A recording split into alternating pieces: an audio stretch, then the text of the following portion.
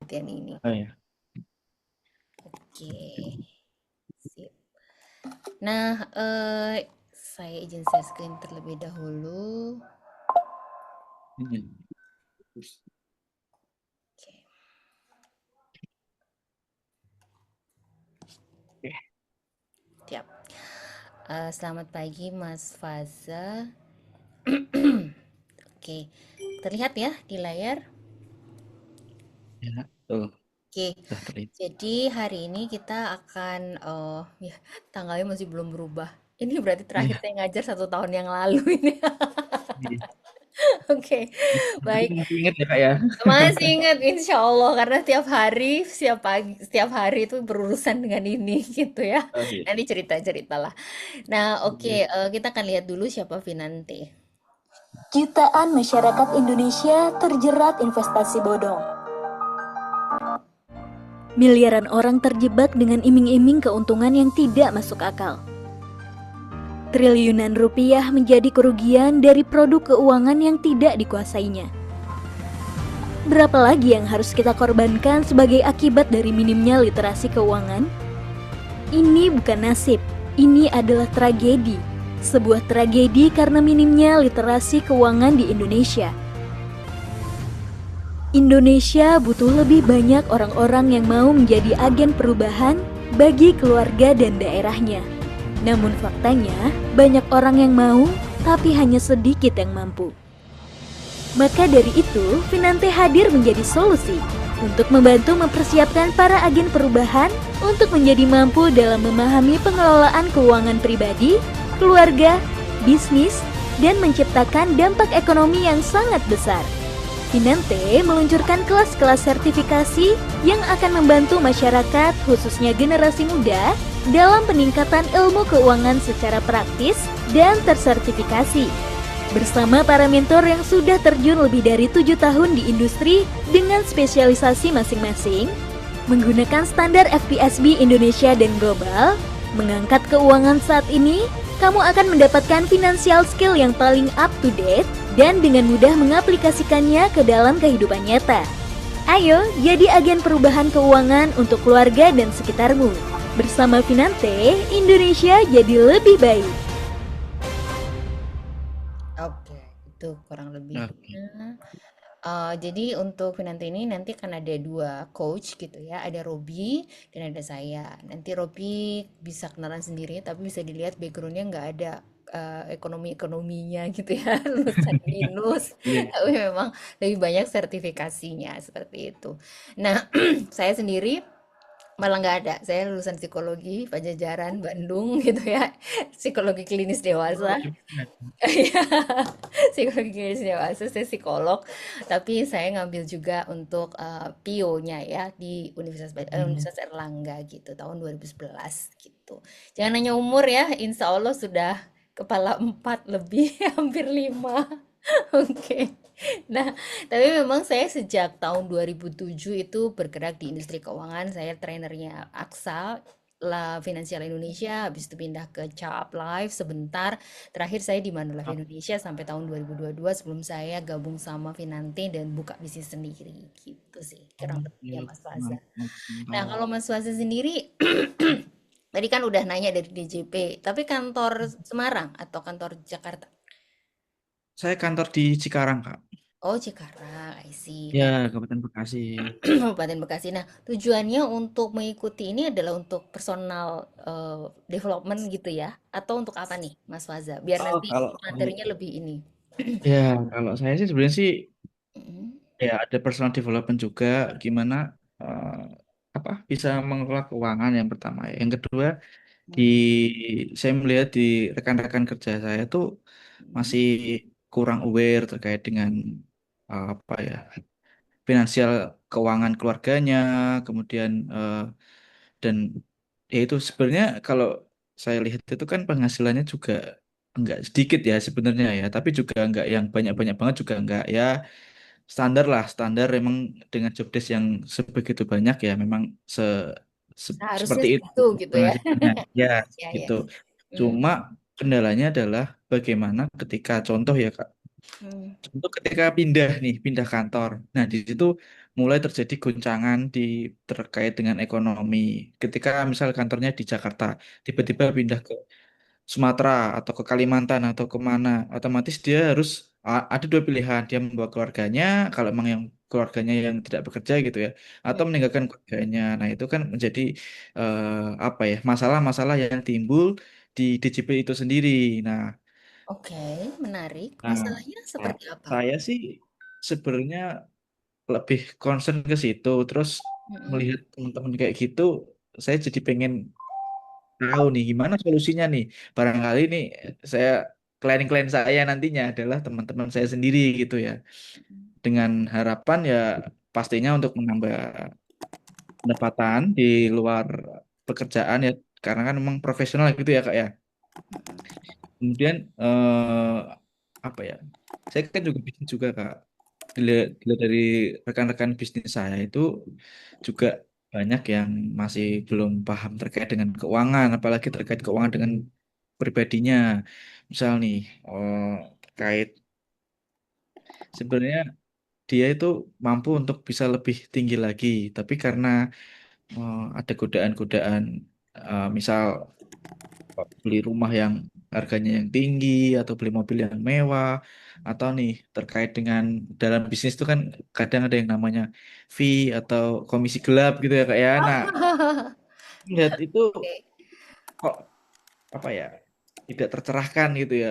Hmm. Mungkin banyak yang terjerat pinjol atau judol, tapi ini juga menurut saya adalah problem zaman sekarang bahwa bisnis yang eh, bisnis kemudian ada pengeluaran yang tidak apa ya pengeluaran yang gelap lah gitu. Nah itu yang salah gitu Pengeluaran mak. pengeluaran yang gelap. Oke. Pengeluaran yang gelap kan nggak boleh sebenarnya kan gitu nggak tercatat kan. Tapi Oke, emang oke, ada oke, tuh oke, gitu. oke. Nah itu Ya, ya, ya, ya.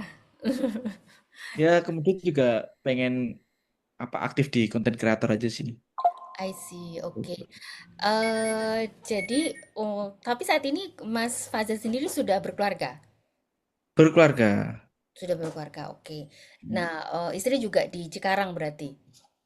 Ya sehari-hari ikut sih. Oke, siap. Ya udah, berarti kita bahas gitu ya. Siap, siap. Ya, kurang lebih kenapa saya bertanya seperti itu, karena nanti kan kalau kalau misalnya Mas Waza ingin menjadi seorang perencana keuangan, ini adalah hal-hal yang perlu kita bahas bersama gitu ya. Apalagi tadi mau konsul teman-temannya dan seterusnya gitu ya.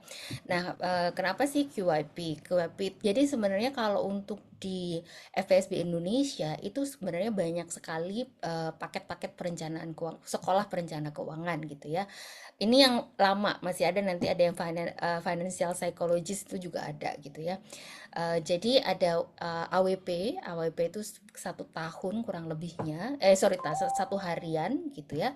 Terus kemudian ada QIP, ada RFP dan ada CFP.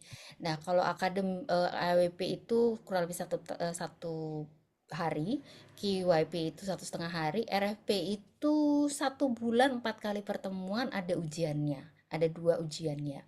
Sedangkan kalau CFP seperti kita sama-sama tahu itu 3 bulan kelas 12 kali pertemuan dan itu ada 5 atau saya lupa 6 ujian gitu ya. Jadi ada 4 modul, ada ujian yang komprehensif juga ada ujian praktek gitu. Jadi ada 6. Sekarang ada 6 dulu 5 gitu ya.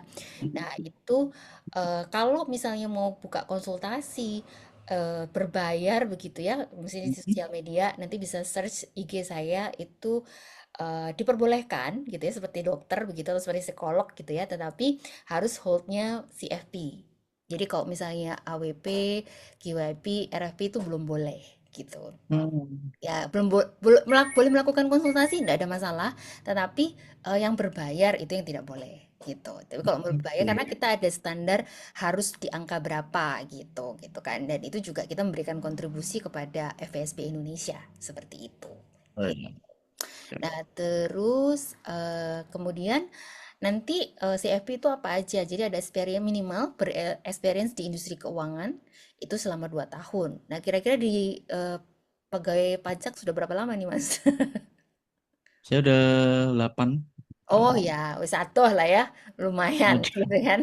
Terus nanti ada 4 modul, ada basic, insurance, investment, dan estate gitu ya. Tapi ujiannya ada 6. ada 6 sekarang. Jadi masing-masing Oke. modul ada modul basic, ada modul insurance, ada modul investment, ada modul tax gitu ya. Kalau tax mungkin jenengan jago gitu ya. Terus kemudian nanti ada komprehensif dan ada praktek. Dan kemudian memenuhi etika profesi perencana keuangan itu sudah pasti. Seperti itu. Oke. Nah, kemudian hari ini akan belajar sekilas tentang industri perencanaan keuangan, skema workshop hari ini, kemudian financial planning, itu seperti apa perencanaan keuangan untuk single. Nanti kita akan bahas kasus. Jadi ada studi kasusnya, ada 3 studi kasus yang akan dibahas ya. Bu Siti, Joko Marjono, dan Aming Mariono gitu. Nah, ini Hmm, dari sononya ya. Jadi nanti Bu Siti itu betul ya. single, Pak Joko Mariono itu nanti kita rubah dan Aming Mariono itu adalah untuk besok. Tapi soal akan saya berikan hari ini, besok lebih kepada kita bahas dan kemudian sesuai dengan apa namanya ininya. Nanti besok itu lebih kayak praktek bagaimana Hmm, Mas Faza itu melakukan konsultasi perencanaan keuangan gitu kepada Pak Aming dan keluarga, quote and quote seperti itu. Gitu. Oke, siap, siap. nah hari ini kita akan ya itu tadi kan Pak Aming ya presentasi dari kedua lebih ke sana. Nah kalau kita ngomongin soal sebagai seorang CFP atau perencana keuangan itu ini angkanya ini diambil tahu 10 tahun yang lalu tapi angkanya sih kurang lebih tidak terlalu banyak berubah gitu ya apalagi Indonesia. Nah, kalau compare to Singapura dengan penduduk yang super duper tidak banyak dibandingkan Indonesia, itu Betul sudah ya. angkanya kurang lebih sama dengan Indonesia. Dan Indonesia CFP aktif saat ini itu nggak banyak gitu ya. Dan kalau sebagai seorang financial planner itu ada dua pilihannya sih, Mas Faza. Jadi financial planner independen dan type gitu ya. Kalau independen itu seperti saya, itu kita dapat dari consultation fee, ada dari product fee, dan ada dari financial educator. Jadi kalau misalnya sebagai seorang content creator atau sebagai pengajar gini, saya dibayar nih, gitu kan. Konsultasi Hmm. fee itu saya dibayar juga. Itu start 1 juta per jam, begitu. Tapi tergantung tema. Jadi kalau misalnya insurance, investment, pajak itu beda gitu. Mas Fazza mungkin nanti boleh ngambil consultation fee pajak, tapi harus CFP dulu ya. Karena itu paling Oh gede ya. Mas Fazza, itu 3 juta per jam kalau misalnya consultation fee-nya. Baik. Tax, tax itu Wah, 3 juta per jadi jam. posisinya sangat menarik ya. Iya, sangat menarik. Jadi kalau bisa habis ini langsungan ikut CFP gitu. Karena kalau misalnya Iya. CFP itu bener-bener memang boleh gitu ya untuk melakukan perencanaan keuangan berbayar dan ada rate khususnya dan itu rate khususnya nggak boleh di bawah itu gitu. Kalau di bawah itu disemprit sama FSB. Oh gitu, mantap banget ya. Ya, jadi kalau Bener, iya kenapa? Sorry.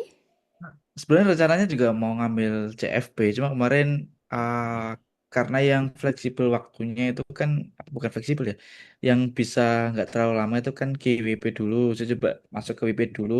Sebenarnya mau AWP, cuma melihat kayak gini udah GWP, mending langsung ke CFP aja. Cuma waktunya ini yang tinggal nyari yang sempetnya kapan karena masih ada anak kecil gitu ya. Jadi Cari waktu. yang kelas weekend, Mas, gitu. Cari kelas weekend atau kelas karyawan, setahu saya ada di Vinanti juga gitu ya. Itu bisa kalau kelas ke weekend itu ya seharian, 1 hari, tapi 12 kali pertemuan. Tapi kalau kelas Hmm. malam itu kalau nggak salah 4 malam dalam 1 minggu gitu. Jadi sebentar, sebentar, Hmm. sebentar, sebentar. Nah gitu. Itu ada kelas malam gitu. Nah nanti Oke. ujiannya juga selesai modul 1 ujian, selesai modul 2 ujian gitu. Oh, Itu. oke, siap, Ya, siap. harganya sih sekarang udah naik ya. Kalau dulu 14 juta, sekarang di 15.500 belum Hmm. ujian. Gitu. Tapi ya memang nanti setelah jadi CFP juga itu kita juga harus bayar biaya biaya ini ya, biaya sebagai Tahunannya ya. ya tahunannya 1,4 juta per tahun seperti itu. Hmm. Nah, dari situ nanti kita boleh melakukan consultation fee itu dan angkanya ditentukan sama SPFB. Jadi kalau misalnya tax itu Hmm. 3 juta per jam, tapi kalau investment itu kurang lebih 1,5 sampai 2 juta per jam. Kalau insurance itu 1 juta sampai dengan 1 juta per jam. Kalau di bawah itu, karena gini, suka kadang-kadang banyak nih teman-teman nih yang terutama yang di Tide ini. Tide itu mereka-mereka yang tergabung di perusahaan asuransi, aset manajemen atau Hmm. sekuritas atau termasuk misalnya Mas Faza tapi minta sama DJB gitu untuk kantornya. DJBI. Nah, itu tight gitu kan, tidak boleh keluar dari institusi gitu kan gitu. Nah, Kalau dua-duanya bisa nggak Kak? kalau setahu saya dua-duanya sebenarnya secara garis besar sih boleh-boleh aja. Cuman yang Hmm. biasanya nggak boleh di tight itu si perusahaannya gitu. Karena dia merasa bahwa oh Oh. kamu nggak boleh parkir pribadi karena kamu sebagai seorang representatif dari perusahaan saya kayak gitu. Nah tapi kalau Hmm. government saya belum pernah tahu nih Mas. Ini kan kalau swasta ya. Kalau swasta misalnya perusahaan asuransi swasta, perusahaan aset manajemen. Hmm. Nah, perusahaan sekuritas. Nah, itu kan swasta ya. Kalau swasta nggak boleh Hmm. biasanya sama perusahaannya gitu. Tapi kalau government sih saya belum pernah tahu nih kayak Hmm. gimana. Kalau ini saya nanya dulu ya Kak Ya, ya. ya. Misal nih saya gabung ke Finante gitu.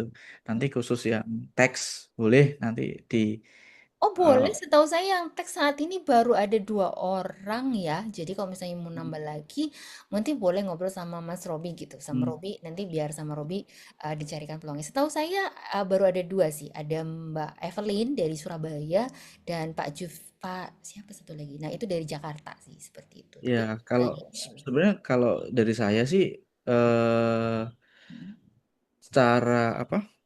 Secara khususnya itu kalau saya jadi ini ya, konsultan konsultan CV terus saya terbuka untuk membahas terkait pajak itu emang nggak boleh gitu. Tapi kalau memang dia konsultasi keuangan, apalagi di bawah naungan misal CFP gitu ya, itu kayak saya kira masih nggak ada masalah gitu karena masuknya kan ke apa edukasi.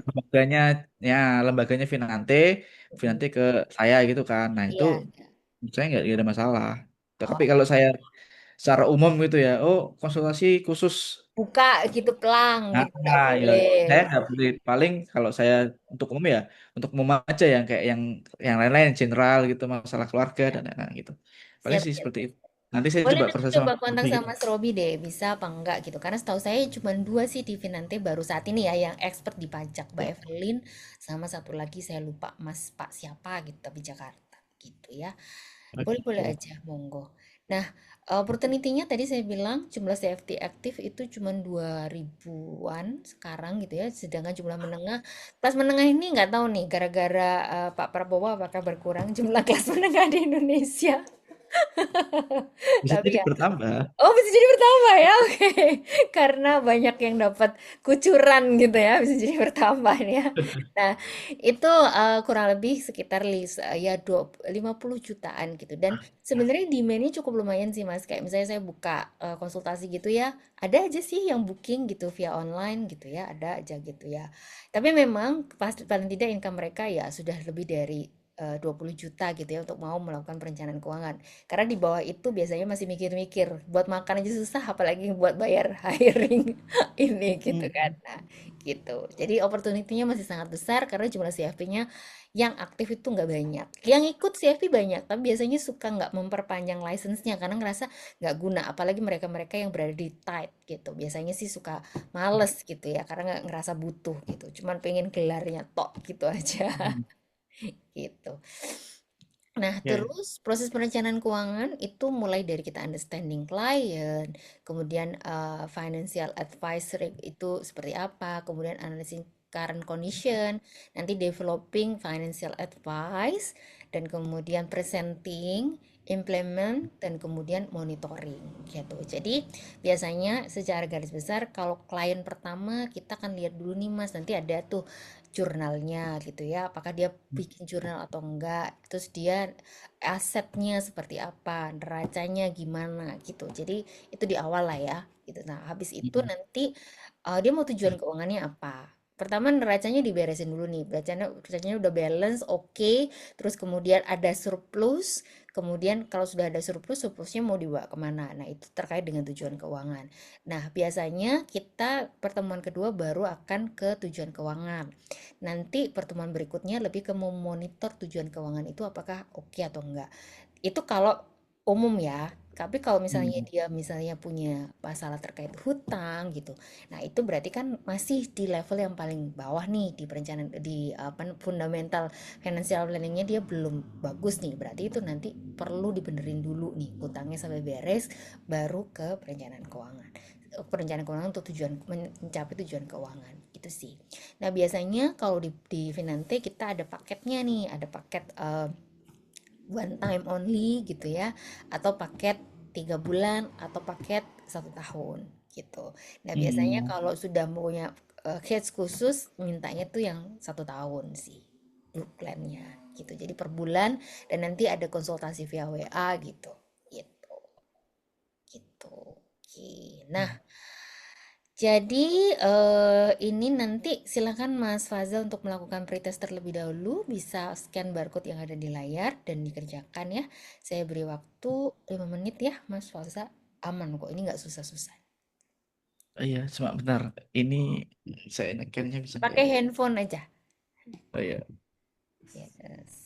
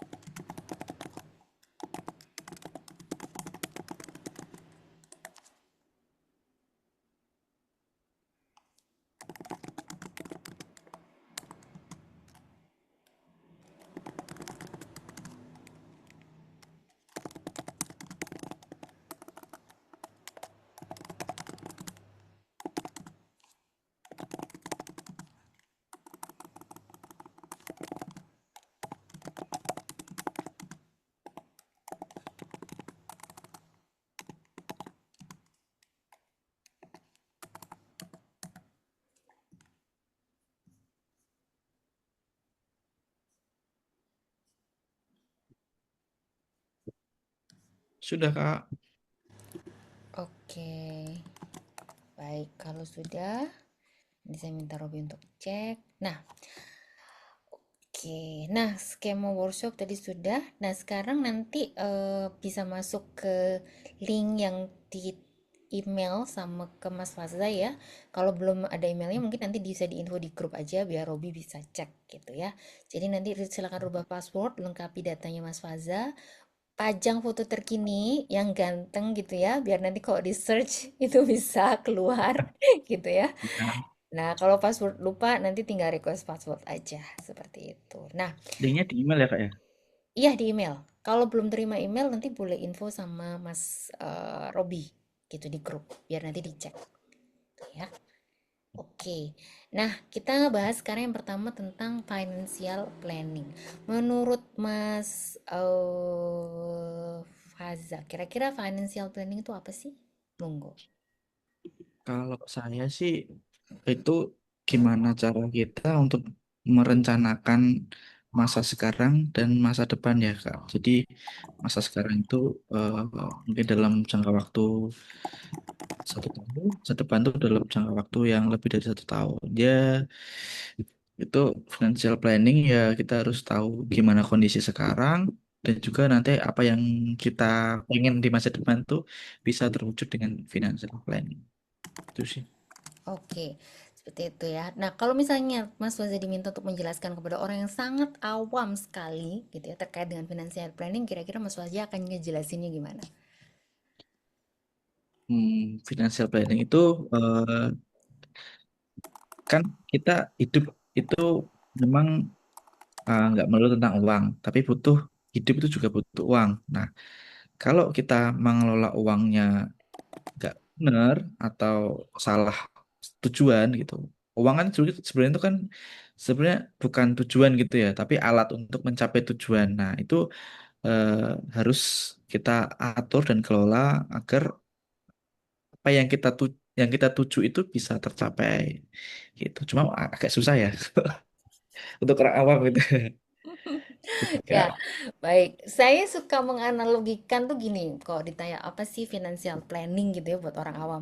Mas Waza kan rumahnya di Cikarang berarti ya, jarak dari rumah ke kantor itu berapa lama, Mas? 10 menit. 10 menit deket, ternyata juga nyampe. Tapi kalau mungkin ke ada kantor pusatnya itu ke apa KPP mana? Oh ya. Di mana itu? Mm-mm. Di Kanwil lah kata Ya, atasanmu itu. Kanwil. Oke, Kanwil itu Nah, berapa jauh dari rumah, Mas? sekitar 30 kilo ya 1 jam lah. 1 jam. Itu naik apa 1 jam? Naik apa mobil dengan kondisi semi-semi macet gitu ya. Maksudnya nggak lancar banget karena Jakarta di Bekasi kan nggak terlalu lancar gitu ya. Rame lah. Oke. Nah, kalau naik kendaraan umum, kira-kira bisa lebih lama nggak? Bisa lebih lama. 2 jam begitu? Nggak nyampe lah 1,5 lah. 1,5. Kalau naik motor, Sa- Lebih cepet sih, cuma kenyamanan kurang. berapa menit? Mungkin 45 menit. 40 menit ya. Oke. Jadi kalau kita ngomongin soal perencanaan keuangan, jadi rumah Mas Faza di Bekasi itu adalah starting point dari perencanaan keuangan. Sedangkan Kanwil itu adalah tujuan akhir dari perencanaan keuangan di Mas Faza. Nah, di antara rumah sampai dengan tujuan keuangan itu ada jarak, betul ya, ada gap. Nah, untuk menuju ke sana pilihannya ada banyak. Pilihannya bisa naik mobil pribadi 1 jam, bisa naik motor 45 menit, bisa naik kendaraan umum 1,5 jam. Nah, ini untuk mencapai tujuan keuangan ini harus dicek. Ini adalah motor, mobil sama kendaraan umum itu adalah kendaraannya, dan kendaraan ini adalah investasinya. Nah, investasi tadi itu kan ada high risk, high return kan, Mas Waza gitu Hmm. ya. Naik motor cepet tapi high risk gitu kan. Hmm. Naik mobil nyaman tapi ya lo agak tengah-tengah gitu ya. Naik kendaraan umum ya low risk, low return, lama gitu tapi. Nah, kayak gitu. Jadi terus di dalam perjalanan itu pasti ada yang namanya ada possibility kecelakaan kan gitu ya. Ada apa Betul. misalnya macet lah, kecelakaan Nah, lah, tiba-tiba betul. ditabrak apa KRL lah gitu, gitu kan. Nah itu, nah itu disebut sebagai road bumps, dan road bumps ini itu kita bisa antisipasi dengan menggunakan proteksi asuransi gitu. Jadi harus ada nih proteksinya. Nah, sebelum melakukan perjalanan, baik itu naik motor, naik ini, kita mesti cek kondisi kita saat ini kan. Apakah bannya masih bagus? Apakah kondisi mesin masih oke? Apakah e-money kita cukup nih buat naik kendaraan umum? Nah, gitu-gitu. Nah, itu adalah bagaimana cara kita ngecek kondisi saat ini. So, jadi kalau ditanya financial planning itu seperti apa? Seperti merencanakan perjalanan, cuman ini perjalanan hidup. Begitu. Oke sih.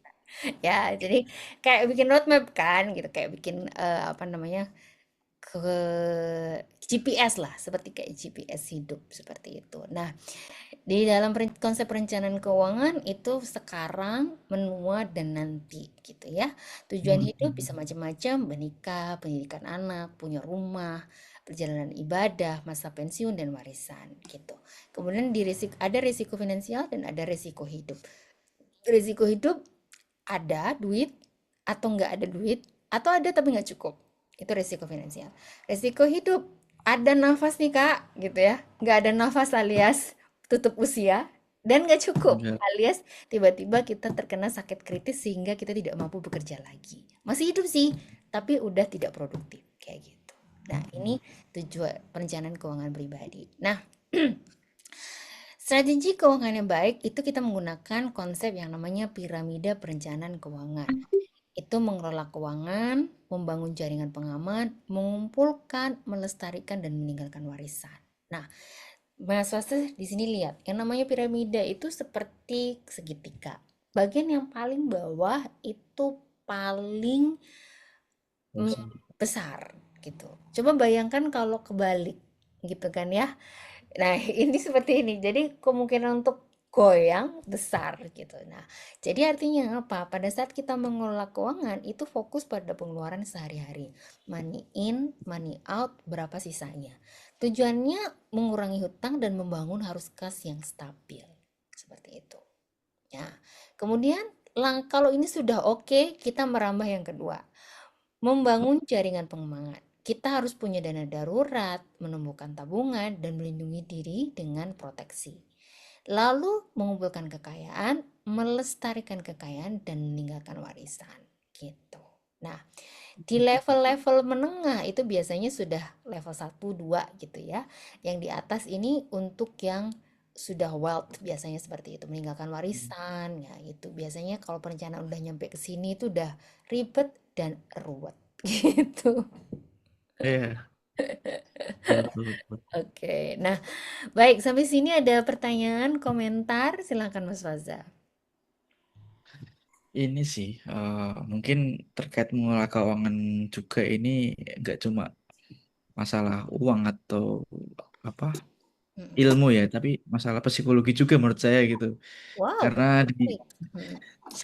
apa sekarang-sekarang ini banyak tantangan terkait psikologi yang paling utamanya adalah membandingkan diri dengan orang lain. Nah, FOMO gitu ya. oh, juga orang lain punya apa, oh kita nggak punya, oh pengen punya itu. Terus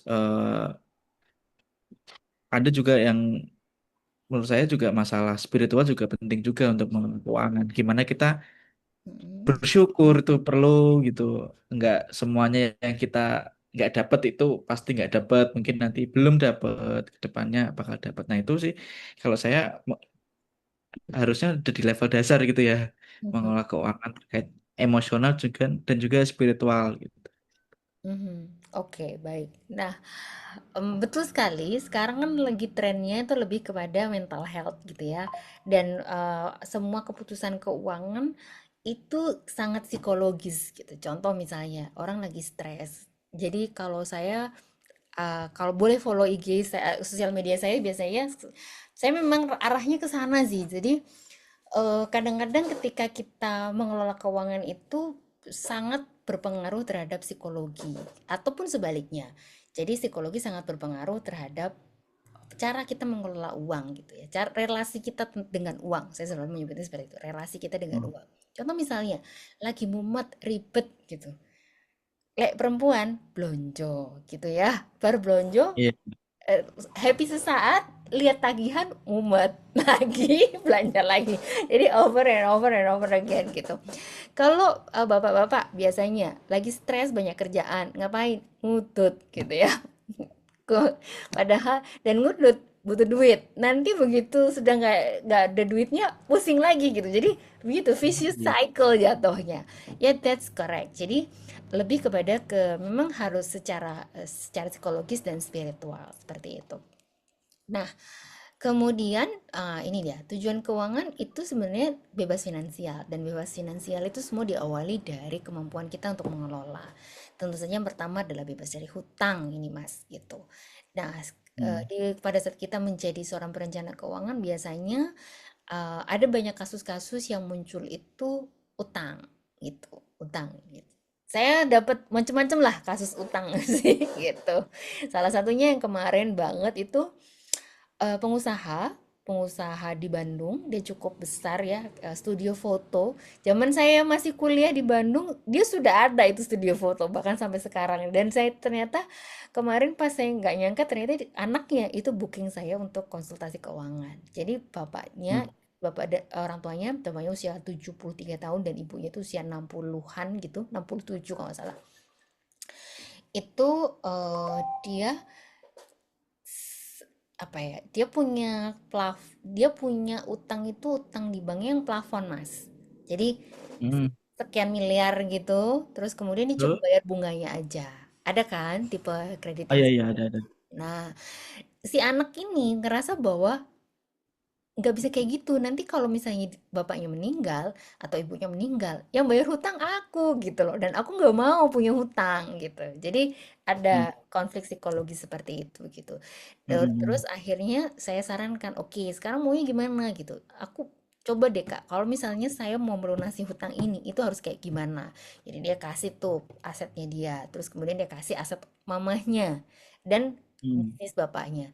Terus saya bilang, oke, kalau begitu harus punya asuransi untuk si ibu sesuai sebesar plafon dari kreditnya. Karena saat ini si plafon kredit itu atas nama si ibu gitu. Jadi kalau misalnya mau plafon kredit itu nanti ketika isi ibu tutup usia, ya sudah, maka keluar uang pertanggungan sejumlah sejumlah UP, uang pertanggungan, ya udah itu nanti akan dipakai untuk membayar si hutang itu gitu. Akhirnya sementara so far seperti itu sih. Tapi belum belum detail gitu. Atau Ya. yang lain lebih seru gitu. Seorang ASN di Jakarta gitu ya. Itu saya tahun lalu tuh punya pinjol 21. M. 21 pinjol, Mas. Enggak sampai Oh, M sih. Ratusan juta, tapi 21 pinjol. Jadi hari ini bayar ini, besok bayar ini, besok bayar ini. Jadi tiap hari dia mesti bayar utang. Udah ngap gitu kan. Ada yang jatuh temponya itu 3 harian. Saya bilang, oke, nafas dulu ya Pak. Satu-satu kita beresin. Gitu. itu yang ASN kan Kak. Nah, ASN itu serius itu ASN di ya Pemprov DKI, di Pemprov DKI. nah, apalagi Pemprov DKI juga sebenarnya lebih menjanjikan daripada DJP. Sebenarnya kalau saya boleh milih, saya pindah ke DKI ini. Oh Kalau gitu boleh ya? milih. Oke, oke, oke, oke, oke. Nah, ASN tuh Mas, nah ya kayak gitu. Ya nggak, ya itu salah pengelolaan di awalnya sih gitu. Jadi ya akhirnya terjebak vicious cycle itu. Hmm. Akhirnya itu ketika saya tahu, oke. Dia bilang saya nggak punya aset, saya nggak punya ini, saya nggak punya ini. Oke, punya ini kan apa namanya SK pengangkatan, ya punya kan. Hmm. Udah sekolahin dulu lah ke bank yang itu. Buat ngelunasi semua ya. Ya, harus begitu. Mending begitu daripada dia capek kan, Mas. Udah nggak ada lagi kan. Iya. Jadi saya bilang, oke, ambil tenor paling panjang sampai pensiun. Saya bilang itu, sampai kamu pensiun. Nah, udah habis itu nanti pinjamannya kalau nggak salah mungkin 120-an juta gitu ya. Ambil yang 300 juta. Jadi paling enggak kamu punya waktu untuk memperbaiki arus kas gitu ya. Kamu masih punya sisa sedikit untuk mungkin hutang-hutang ke keluarga gitu ya. Mungkin ada gitu ya. Kamu lunasin itu dan punya sisa uang untuk bernafas gitu. Udah, Hmm. akhirnya selesai sih. Ya, nggak gampang pengajuannya juga sih sebenarnya ke banknya ya gitu. Karena ada hal-hal yang dia mesti, Klik ya. ya kayak Heeh. gitu. Kita butuh waktu 2 bulan kalau nggak salah. Tapi paling nggak nafas lah gitu. Itu sempat Hmm. ada satu yang galbay gitu. Jadi saya bilang nggak apa-apa, galbay. Tapi rekonsiliasi hutang dulu gitu. Gitu.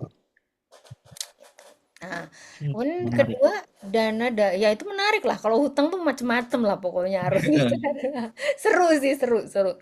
Kemudian yang berikutnya dana darurat yang memadai. Nah, nanti kita akan bahas ya. Ini ada beberapa pendapat terkait dengan dana darurat. Kemudian antisipasi risiko keuangan, perlindungan asuransi jiwa, kemudian punya rumah biasanya gitu ya. Biasanya anak-anak muda Gen Z tuh gitu. Kak, Hmm. saya bisa punya rumah nggak ya gitu. Overthinking nih, ke rumah Oke. Saya bilang tergantung tujuan kamu apa gitu kan. Terus bilang dan nanti lokasi juga gitu. betul, terus bilang gini, katanya soalnya besok bakal naik gitu-gitu. Nah, tenang, itu hanya bahasa marketing gitu ya. Kamu 10 tahun lagi nyari rumah 1 M masih tetap ada kok. Potong kuping saya kalau nggak ada gitu. Nah, itu. Nah, terus punya dana pendidikan buat anak ini juga harus dipertimbangkan dan mempersiapkan warisan itu terakhir gitu ya. Hari ini kita akan bahas one by one. Hopefully nanti ada kasus-kasus juga yang kita bisa bahas. Nah, konsep man and money at work. Pernah denger ini, Mas Faza? Belum sih, kebetulan baru hari ini. Oh, baru hari ini ya.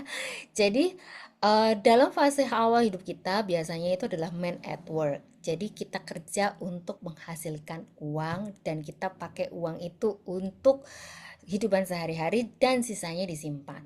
Nah, ketika sudah ada sebagian dana yang bisa disimpan dan kemudian simpanan ini kita investasikan, sehingga investasi itu ada return ya, return of investment. Nah, itu sehingga posisinya menjadi man and Mantap. money at work. Nah, kemudian Oh, at the end of the day, kalau ketika jumlah dari simpanan atau investasi kita ini bunganya cukup untuk apa namanya? Cukup untuk melakukan investasi gitu ya, investasi secara kontinu gitu ya, dan cukup untuk kehidupan kita sehari-hari. Nah, itu disebut sebagai money at work seperti itu. Nah, sekarang posisinya Mas Swasta kira-kira di mana nih?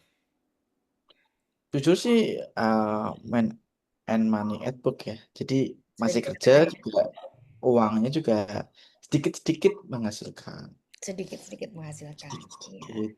Nah, biasanya memang rata-rata kalau sudah di usia pertengahan gitu ya, dewasa dewasa muda itu biasanya sudah man and money at work gitu.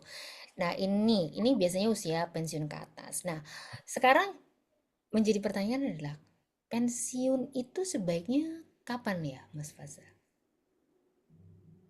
Kalau saya sih ketika uangnya udah cukup untuk apa ya kehidupan tanpa bekerja gitu, tanpa apa ya tanpa kerja gitu. Jadi nggak perlu kerja lagi untuk bisa menghidupi kebutuhan dasar menurut saya seperti itu. Oke, baik. Hmm. Oke. Nah, jadi kalau kalau definisi dari perencanaan keuangan, pensiun itu adalah saat dimana money at work gitu.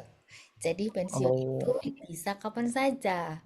Kalau Mas Faza sebagai ASN kan ada batas waktu pensiunnya ya, gitu kan. Tapi bisa jadi pada saat Mas Faza sudah selesai sebagai apa namanya masa bakti sebagai seorang ASN, terketika duit pensiun ini tidak cukup untuk kehidupan sehari-hari gitu ya, apalagi sekarang sudah ada aturan baru terkait pensiun gitu, bahwa pensiun tidak lagi menjadi apa namanya annually gitu ya, atau seperti yang dulu. Nah, itu berarti kita tetap harus bekerja kan. Nah, itu berarti posisinya belum bisa dianggap pensiun secara perencanaan keuangan, masih hmm, man and money at work. Nah, benar-benar bisa dikatakan pensiun adalah you work in your terms. Itu bahasanya. You work in your terms. Kamu kerja kalau kamu mau gitu. Bukan karena kamu butuh duit. oh ya, Ya, betul betul. seperti itu. Nah, jadi itu yang disebut sebagai pensiun yang sebenarnya gitu. Jadi ketika ya kamu kerja karena kamu pengen aja, atau kamu nggak kerja, kamu jalan-jalan keliling dunia gitu ya, tapi duit terus mengalir Bisa gitu. ya. Raffi Ahmad aja masih kerja, Mas. Oke ya. Ya, gitu. Tapi ada beberapa teman saya, tapi orang luar lah ya. Jadi dia sudah di fase money at work, walaupun usianya baru 30-an gitu.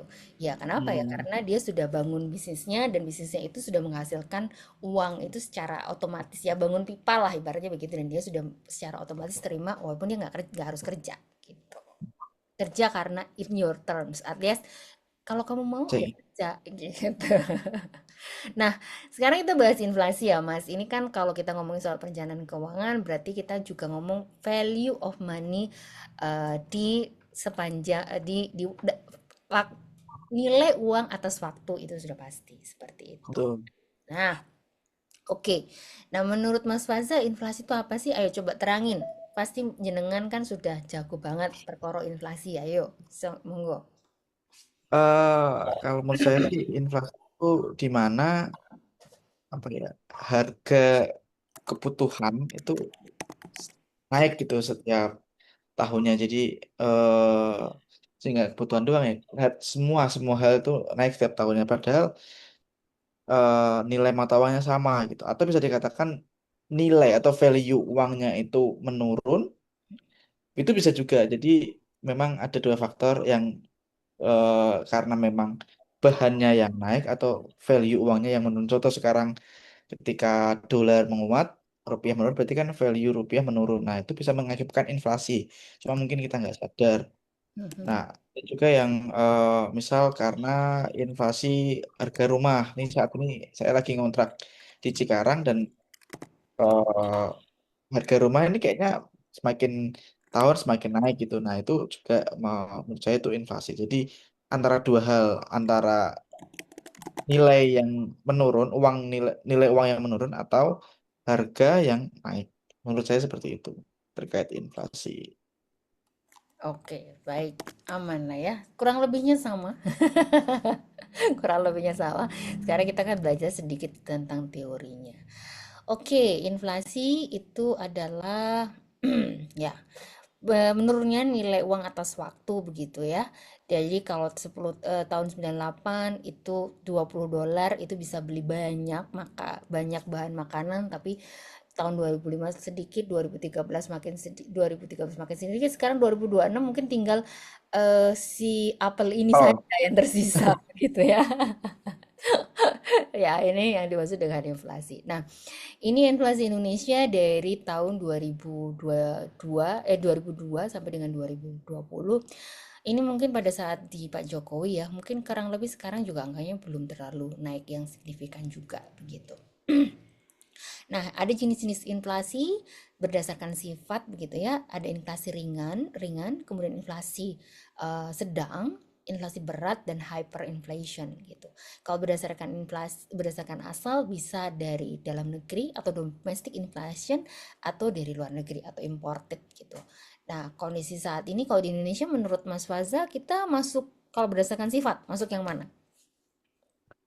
secara data sih masih inflasi ringan ya. Cuma itu terkait dengan harga-harga. Tapi yang data yang nggak disebut bahwa selain inflasi juga ada kenaikan upah yang nggak sekencang sama inflasi. Jadinya inflasinya kerasa lebih gede. Menurut saya seperti itu. Secara psikologis terasa lebih besar walaupun datanya sebenarnya tidak begitu ya. Iya, betul. Oke. Nah, terkait dengan kondisi ekonomi global begitu ya, ada turmoil di Selat Hormuz dan sebagainya. Itu kira-kira mempengaruhi kita punya inflasi nggak, Mas? Menurut saya kalau inflasi itu banyak faktor ya Mbak. Kalau dari luar apa status itu pasti ada mempengaruhi. Cuma apakah mempengaruhi signifikan atau enggak itu tergantung dari sebenarnya dari diri kita sendiri. Kayak apakah di Indonesia ini cukup kuat secara fundamentalnya. Menurut saya fundamental itu terkait dengan masalah pangan dan juga energi. Nah mungkin ini yang lagi digalak-galakan terkait. Sebenarnya inflasi itu kan apa kebutuhan dasar itu kan yang penting bisa terpenuhi. Nah inflasi ini kan kalau tinggi tuh kalau kebutuhan dasar ini tiba-tiba jadi naik tinggi. Nah, kalau kebutuhan dasarnya apa ya Aman-aman saja fundamental, gitu ya. fundamental aman-aman saja, menurut saya inflasinya nggak terlalu tinggi gitu. Paling dari energi yang agak naik gitu ya. Mm-mm. Seperti Oke, itu baik. sih, Mbak. Ngaruh tapi dikit kalau fundamentalnya bagus. Nah, kalau sekarang fundamentalnya bagus apa enggak? Menurut saya secara sedang diperbaiki dan kondisinya semakin bagus. Meskipun secara apa ya keuangan negara agak terlalu riskan, terlalu apa ya, terlalu agresif untuk mengeluarkan pembiayaan. Tapi memang dengan catatan dia pengen mendapatkan ya tadi high risk high return yang dilakukan oleh pemerintah sekarang. Jadi jor-joran dengan mengharapkan pertumbuhan ekonomi yang signifikan. Ada benernya, tapi ada juga salahnya kalau nggak dikelola dengan baik gitu. Mas, jawaban Mas Faza ini jawaban tipikal ASN banget ya gitu ya. Jadi hati-hati. Tenang aja, ini forum forum yang sangat private begitu dan nanti linknya pun kita hanya akan share sama Mas Faza tidak kepada yang lain gitu. Pak Purbaya banget lah jenengan ya. Oke. Oke. Baik. Nah, kita Oh, kan masuk gitu. sekarang ke catatan keuangan pribadi nih Mas Faza. Nah, catatan keuangan pribadi, ya Mas jenengan pasti sudah tahu ya, ada arus kas dan arus catatan kekayaan gitu ya. Jadi kemana uangnya ini dibelanjakan dan seberapa kekayaan Anda sekarang. Nah, kalau kita ngomongin soal arus kas, berarti ngomongin soal money in, money out, sisa berapa gitu ya. Kalau untuk catatan kekayaan berarti aset yang kita punya dari yang sisa tadi ya, itu berapa sih aset yang kita punya. Seperti itu. Nah, Mas Wasa sendiri apakah sudah pernah punya pencatatan keuangan pribadi? Kalau saya, alhamdulillah Kak, sejak baru kerja gitu ya, mungkin udah mulai digalakan baru-baru tuh waktu pandemi 2020. Jadi saya langganan aplikasi namanya e-wallet itu Oh, untuk eh, apa mencatat lah keuangan pribadi saya. Meskipun kadang-kadang ada yang miss dikit, tapi setidaknya saya tahu nih, meskipun ya mm. laju cash out itu lebih besar daripada cash in, jadi saat ini gitu. Jadi Iya, iya, iya. tapi saya tahu gitu apa yang perlu diperbaiki. Tapi saya catat semua Saya pakai aplikasi pakai berbayar. Oke, nah nanti Mas Faza pada saat melakukan konsultasi keuangan sama klien, Mas Faza bisa menganjurkan menggunakan itu, tapi pada saat untuk konteks kita melakukan perencanaan keuangan, itu biasanya kita akan minta mereka-mereka ini untuk membuat Excel aja, gampangannya begitu. Ya, Iya. sebenarnya banyak lah kalau misalnya Finante pernah bekerja sama dengan Finansialku gitu ya, ngembangin sendiri gitu alatnya. Kemudian pernah kerjasama juga dengan beberapa, itu ngembangin sendiri sih alatnya. Tapi menurut saya sih pada saat konsultasi ya paling tidak itu paling mudah untuk dibaca kayak gitu. Nanti habis ini saya akan share sama Mas Faza bentuknya seperti apa. Mas Faza coba input untuk diri Mas Faza sendiri gitu ya. Nah nanti gimana caranya kita bisa encourage klien untuk ngisi itu bareng-bareng sama kita gitu. Karena itu yang paling penting. Pada saat pertemuan pertama kita harus tahu nih posisi arus kasnya dan kita harus bilang, Mas, Mbak gitu ya. Kita ini sebagai seorang dokter keuangan panjenengan sekarang gitu. Kalau panjenengan nggak jujur, ya saya nggak bisa kasih solusi, nggak bisa kebikinin resep yang pas gitu. Jadi sekarang harus ditulis semuanya, semua muanya. Biasanya saya di awal tuh begitu, pandu tuh satu satu satu satu satu gitu. Di akhir pertemuan saya bilang, habis ini dicek ya, apakah ini sudah oke atau belum sebelum kita masuk ke konsultasi berikutnya.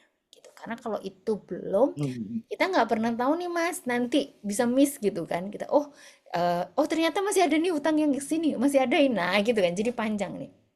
Gitu. Jadi kita establish Betul, itu betul. di pertemuan awal. Nah, nanti kita akan belajar itu sama-sama ya.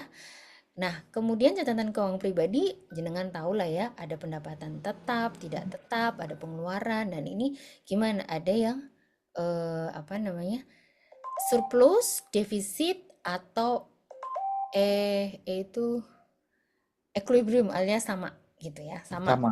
antara pengeluaran dan pemasukan. Catatan harta ada liquid, personal, investasi, hutang itu ada jangka pendek, jangka menengah serta jangka panjang. Seperti itu. Dan nanti rasio pengukuran di rasio likuiditas, hutang, saving, solvensi sama kekayaan. Satu-satu gitu. Oke. Seperti itu. Nah, ini nanti kita bentuknya kurang lebih seperti ini. Nanti ini di aplikasinya, di QIP-nya ya. Gitu. Jadi QIP-nya hasilnya. Mhm. Kalau untuk catatan kekayaan seperti ini nanti. Ini di tools QIP-nya. Tapi sebelum kita masuk ke sana, biasanya saya minta dulu untuk karena kalau di QIP tidak terlalu detail. Saya biasanya minta dulu untuk mengisi yang detailnya. Nah, ini saya kasih waktu sama Mas Faza untuk memindahkan dari aplikasi yang biasanya Mas Faza pakai ke jurnal keuangan yang simpel dulu ya. Saya taruh di grup ya. Ya. Boleh ya. Sebenarnya Kak, saya itu juga udah ngembangin aplikasi sendiri untuk ini gitu. Wow, keren. Jadi saya ada sendiri gitu. Apalagi yang masuk mirip-mirip kayak gini, nanti boleh saya coba share ke kakak gitu ya. Boleh, boleh. Mau Eh, di-share dulu sekarang juga nggak apa-apa sambil saya nyari. iya, jadi coba ya saya share.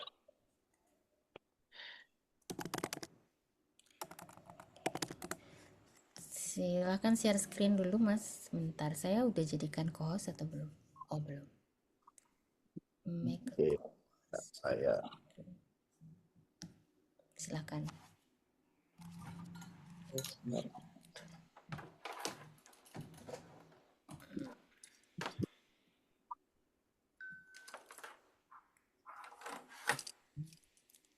Ini yang share aplikasi saya kan. Ya, panjenengan dulu. Saya sambil nyari datanya. Ya,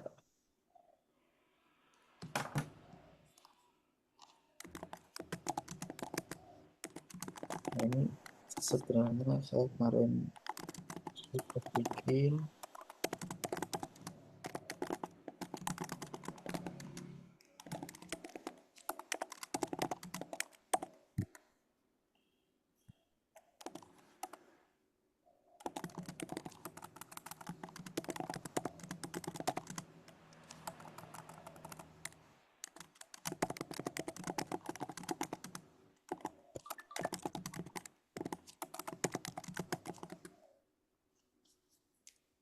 Yes, apa ini Mas? OFC Hub ID.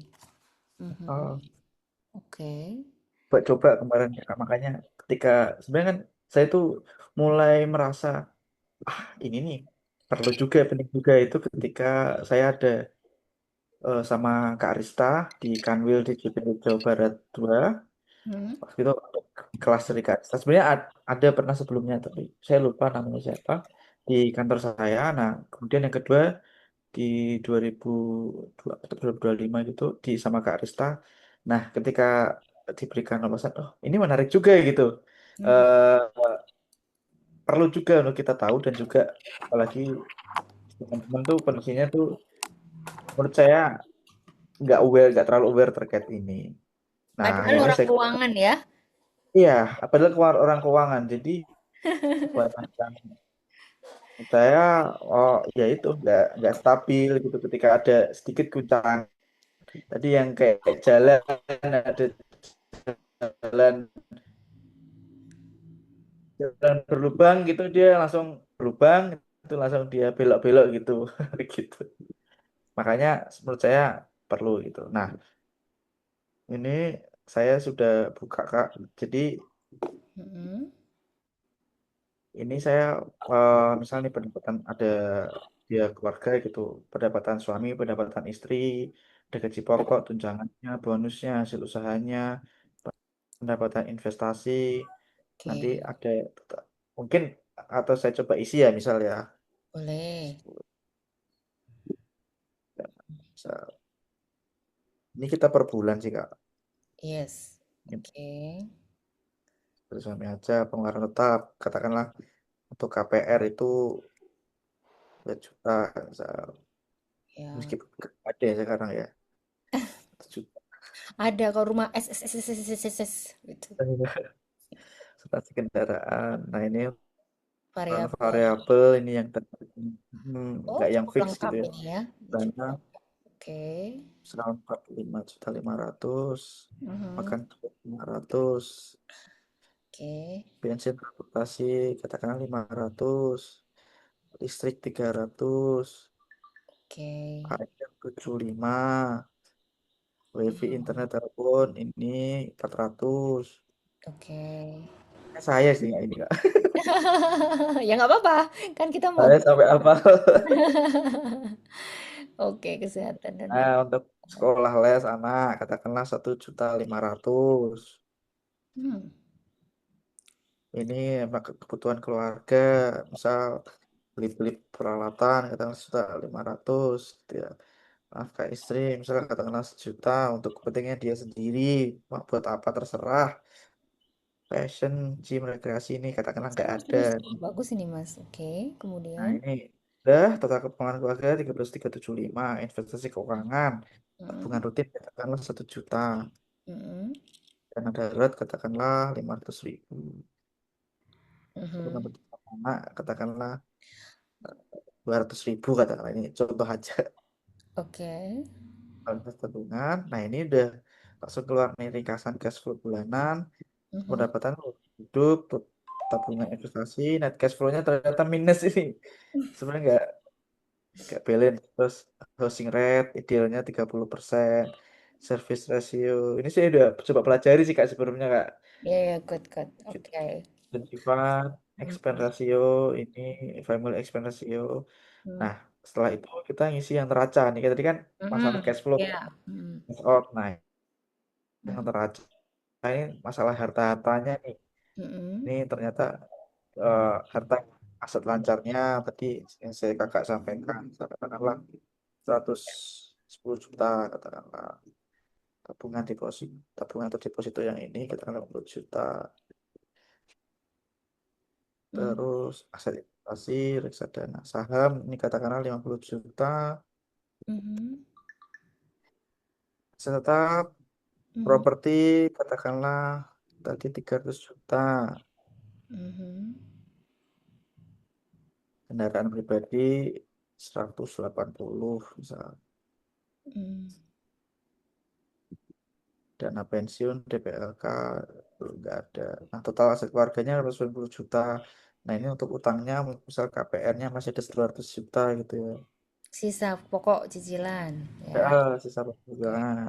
Untuk Mhm. kendaraan katakanlah misal masih Mhm. 100 gitu. Mhm. Kredit katakanlah 5 juta.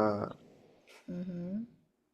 Utang pribadi misal masih ada 15 juta. Mhm. Nah, ini tinggal satu aja keuangan. Hmm, oke. Aset, kekayaan bersih, debt to aset rasio, rasio likuiditas, dan Mhm. lain-lain. Nah, habis itu ini analisisnya Kak. Saya udah coba Oke. nih. Tinggal kita klik, set. Nah, ini nih Wow. keluarnya nilainya 56 dari 100. File Mhm. perlu perbaikan, kurang rasio 3 kali, kurang rasio Oke, 3 kali. sekarang kita bahas satu-satu ya, Mas. Kalau untuk yang liquidity ratio, kalau dana darurat, Masnya pakainya apa? Parameternya. Maksudnya gimana Kak? Dana Oh, darurat, dana darurat, parameternya gimana? Gitu. oh dana darurat itu kalau single dia 6 kali pengeluaran Mm-mm. eh, kan. Mm-mm. Kalau menikah tambah pokoknya tambah kondisi itu tambah 3 bulan. Kalau menikah itu hanya sama istri gitu ya, belum punya anak itu 9 kali. Mm-mm. Kalau punya anak itu satu anak satu berarti 12 kali, anak dua 15 kali dan seterusnya. Oh, good. Terus Berarti udah benar. Tapi yang belum tepat itu biasanya bukan pengeluaran, Mas, tapi income. oke. Ya, Dari tapi itu income ya, Kak. debit. Kenapa income gitu? Karena gini, kalau dana darurat itu kita kan asumsinya adalah berharap bahwa ada spare untuk nafas gitu kan ya. Kalau kita Hmm? bicara soal pengeluaran doang, itu biasanya, nah, tapi gini, quote and quote catatan ya, ini masih perdebatan di antara para CFP sendiri gitu ya. Jadi kalau kalau ada yang bilang enggak dari pengeluaran aja. Oke, dari pengeluaran lalu dari pengeluaran itu bilangnya kenapa kalau dari pengeluaran? Karena ya udah itu kan yang dikeluarkan sehari-hari gitu kan. Pasti ya sudah itu paling tidak dana darurat itu minimal segitu gitu. Oke, itu pendapat orang yang bilang dari pengeluaran aja. Tapi kalau orang yang bilang pendapat dari pemasukan itu ada catatannya pemasukan itu. Kalau dia income-nya itu setiap pengeluaran income dan pengeluarannya itu kurang dari 20% jaraknya, maka itu lebih baik pakai pengeluaran. Sorry, pakai income. Tapi kalau Pengeluaran. more than dari 20%, misalnya gini, ada kan orang yang income-nya itu udah yang ratusan juta gitu setiap bulan. Hmm? Nah, sedangkan pengeluaran itu nggak sampai segitu gitu ya. Pengeluaran paling cuman ya 100 juta lah gitu kan biasanya. Nah, itu biasanya kita pakai pengeluaran kayak gitu. Jadi ada beberapa catatan-catatan sih. Nah, itu juga masih perdebatan di antara CFP. Makanya saya nanya, ini Mas pakainya parameternya apa gitu. Ya, pengeluaran ya. Oke, pengeluaran ya gitu ya. Ya oke. Jadi itu yang mesti di highlight sih gitu. Jadi itu ini bagus banget. Ini kamu bisa jual nih Mas ke para CFP. Termasuk saya. Biaya biaya subscription-nya berapa? Wah, itu sebenarnya kemarin saya Hmm. ini kayak mau ngejual 50 ribu aja itu nggak ada yang minat gitu. Karena Masa? serius, karena Mm-mm. aware untuk masalah ini tuh nggak Mm. ada gitu kan. Yang Ah, saya kenal itu nggak ada aware untuk masalah kayak ginian. oke, menarik sih. Oke, oh ini jadi kerja sama personal ya. Saya punya buku, Mas, gitu. Saya punya buku. Buku saya judulnya adalah Berdamai dengan Uang. Itu memang menggabungkan antara psikologi dan dan finansial gitu ya. Orang biasanya, jadi gini, kalau dalam konteks ilmu psikologi, cara penyembuhan, jalan pertama untuk dia sembuh itu adalah di awareness gitu, self awareness. Nah, awareness itu berarti nyadar. Kalau orang belum nyadar, itu susah untuk sembuh gitu. Jadi dia nggak ngerasa bahwa ya aku sakit, atau dia nggak ngerasa bahwa dia ngerasa penyakitnya A tapi sebenarnya adalah B kayak gitu kan. Jadi dalam ilmu psikologi itu self awareness itu sangat penting untuk mencapai jalan penyembuhan. Dan untuk keuangan, self awareness yang gimana caranya kita bisa mengencourage self awareness itu adalah dengan melakukan pencatatan keuangan gitu. Nah, tapi saya memilih pencatatan keuangan itu menggunakan sebuah buku jurnal. Jadi dia harus nulis. Saya pakai jurnal Kakaibo sih. Di situ soalnya saya ngerasa Oh, bahwa ya karena itu sangat psikologis gitu. Jadi dia nulis gitu kan. Dan kemudian dia mengevaluasi income-nya dia buat apa. Nah, toolsnya Mas ini bisa dipakai buat analisanya.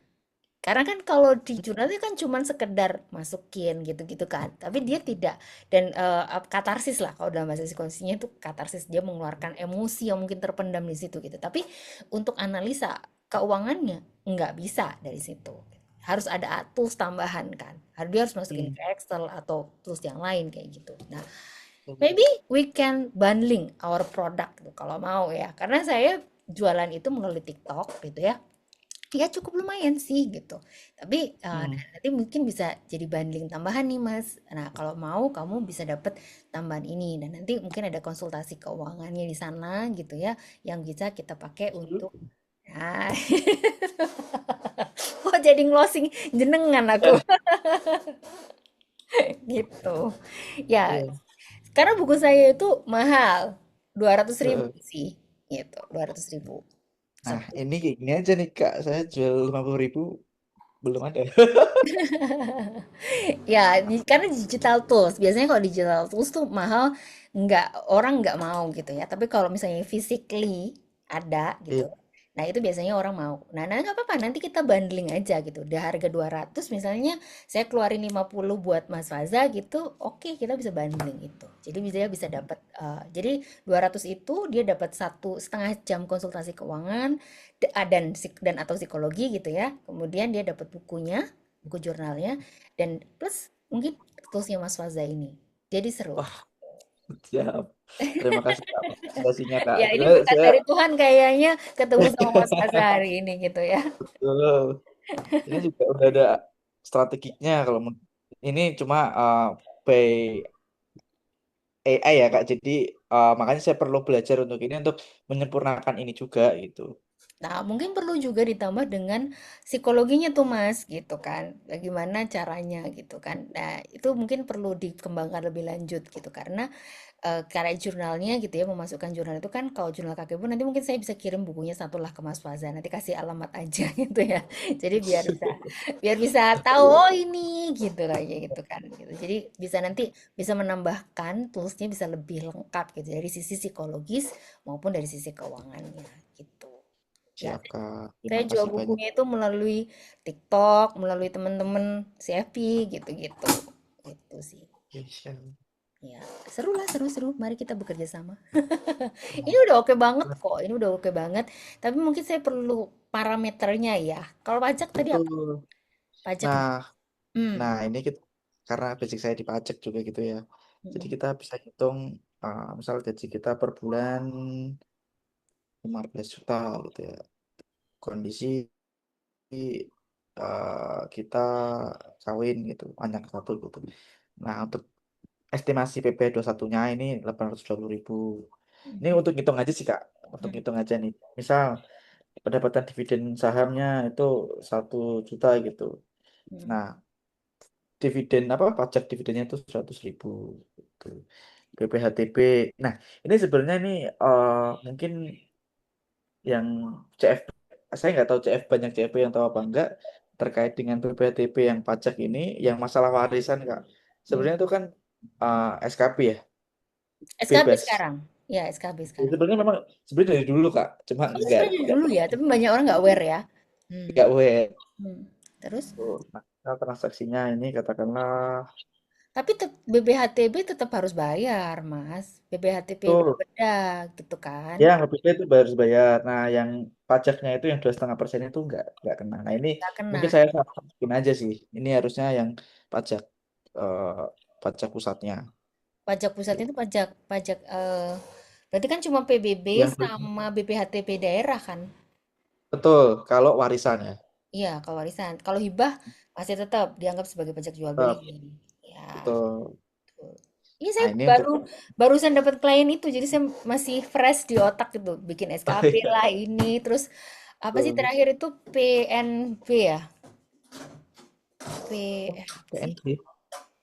Ah, saya lupa. Ini aku ada catatannya sih. Nah, ini mari kita klarifikasi bersama-sama. Karena ini masih kalau BPHTB daerah itu, nah ini ada PNBP Mas. PNBP, oh ya, PNBP itu Ya. yang ininya. PNBP buat apa, Kak? Oh, 100% dari nilai NJOP ditambah 50.000. Itu buat apa ya? Saya malah nggak kurang tahu tuh. Oh, oke. Jadi biasanya kalau kita ngurus waris nih ya, khusus untuk waris nih, Hah? ini biasanya kita bikin surat ahli waris dulu nih ke Hmm. ke ya terserah mau pakai notaris, mau pakai Ya, betul. itu atau apa. Terus kemudian desa gitu ya, desa camat atau mau pakai itu harta lembaga apa sih namanya? Yang Chinese itu saya lupa tuh. Oh, Timur Jauh. Oh, Timur Jauh itu ada Badan Ahli Perolehan. Kemudian ngurus SKB gitu kan. Ngurus SKB, habis ngurus SKB, mintain ngurus SKB juga harus ngurus BPHTB, hmm. BPHTB tapi per daerahnya. Kemudian Perda ya. perdanya betul, perda dan perda itu kan tergantung daerah nih. Saya nggak tahu Ah, kalau betul. Kediri berapa tuh, belum ngecek. Baru nanti Benar. ngurus PNBB, PNBP. BP. Negara bukan Peralihan pajak. hak pewarisan. Oh, itu beda lagi ya. Ya, itu Oke. 1% kali nilai NJOP ditambah biaya administrasi 50.000. Oh, oke. Baru tahu nih, Kak. Saya juga, Kak. Bagus. Soalnya saya Ini ya. ya makanya kan kita bisa saling kasih Eh, ilmu ya gitu. Nah, kalau untuk PNBP yang hibah beda lagi gitu. hmm, hmm, hmm. Ya, gitu. Ya, ini Oke, siap. berkembang lah. Karena kan sekarang kalau untuk daerah, kalau kota Kediri dari dulu pakai appraisal. Tapi kalau pajaknya ya, pajak tuh selalu pakai Hmm. appraisal. Tapi ada beberapa daerah yang pakai NJOP kayak gitu. Tapi kalau Kediri dari dulu pajak itu pakai appraisal. Appraisal. Iya. Jadi kalau misalnya bilang aja lah dijual misalnya 1,5 M gitu ya, transaksi terus ngomong lapornya berapa? 850.000 aja, 850 juta aja, biar pajaknya lebih murah. Ya. Gitu, gitu sih kurlebnya. Kalau di saya juga di aplikasinya juga ada masalah zakat sih, Kak. Oh, keren, keren. Nah, kalau di AWP Syariah kita ada zakatnya. Di AWP dan QWP Syariah ya, itu ada zakatnya juga. Oke, mantap, mantap. Jadi ini bisa ngitung zakat apa aja Profesi gitu.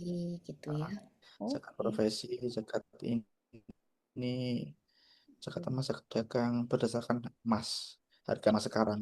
Ya, ya. Kalau zakat memang berdasarkan emas sih. Betul. Hmm. Paling Ini kalau bisa, kalau berdasarkan emas ini current rate yang update nggak tiap hari? oh enggak, kita masukin sendiri. Oh, Jadi masukin sendiri. update Oke. emas sendiri. Misal nih, kita harga emas katakan 2.800.000 nih, Mhm. 800. Nah, uang tabungan kita katakanlah 30 juta gitu. Ya, oke. Oh, oke. Mas, ini saya usul Sisanya ya. nggak ada. Saya Nah, usul ini ya. belum masuk angka update. Oke, Mas, Ah, saya usul nih. Kalau pada saat Mas tadi ngisi di neraca, di cash flow sama di neraca, itu kan udah ketahuan tuh harga gaji. Kemudian zakat mal itu kan di neraca nih, udah masuk nih, gitu. Maksudnya kalau hmm, memang masuk ini udah sekalian hmm. terimbit, jadi dia nggak perlu input lagi. Oh, langsung. Oh gitu ya ya. Nanti coba saya kembangin ya Mbak ya. Iya Karena saya kan? udah sebenarnya mau kembangin tapi agak kurang semangat karena awareness-nya kurang gitu. Agak kurang semangat lah. Coba-coba nanti kita collab. Jadi kalau misalnya ini kan kita bisa bisa konten collab nih gitu kan. Jadi biar lebih seru gitu kan. Pasar-pasarnya bisa macem-macem gitu. Kalau saya memang Sih. spesialisasinya di money trauma gitu. Money Hmm, trauma terus kemudian ya makanya kan judulnya jadi berdamai dengan uang kayak gitu-gitu. iya siap. Ya, Bapak. ya. Jadi bisa berkolab-kolab lah kita nih Mas Fazal. Betul. Oke, saya stop share kali ya Kak ya. Yes, boleh. Oke. Nah, ini kalau untuk saya jadi lupa untuk ngasih sama jenengan ya. Share ininya ya. Iya, sebentar ya. Bentar. Training project Finante QYP.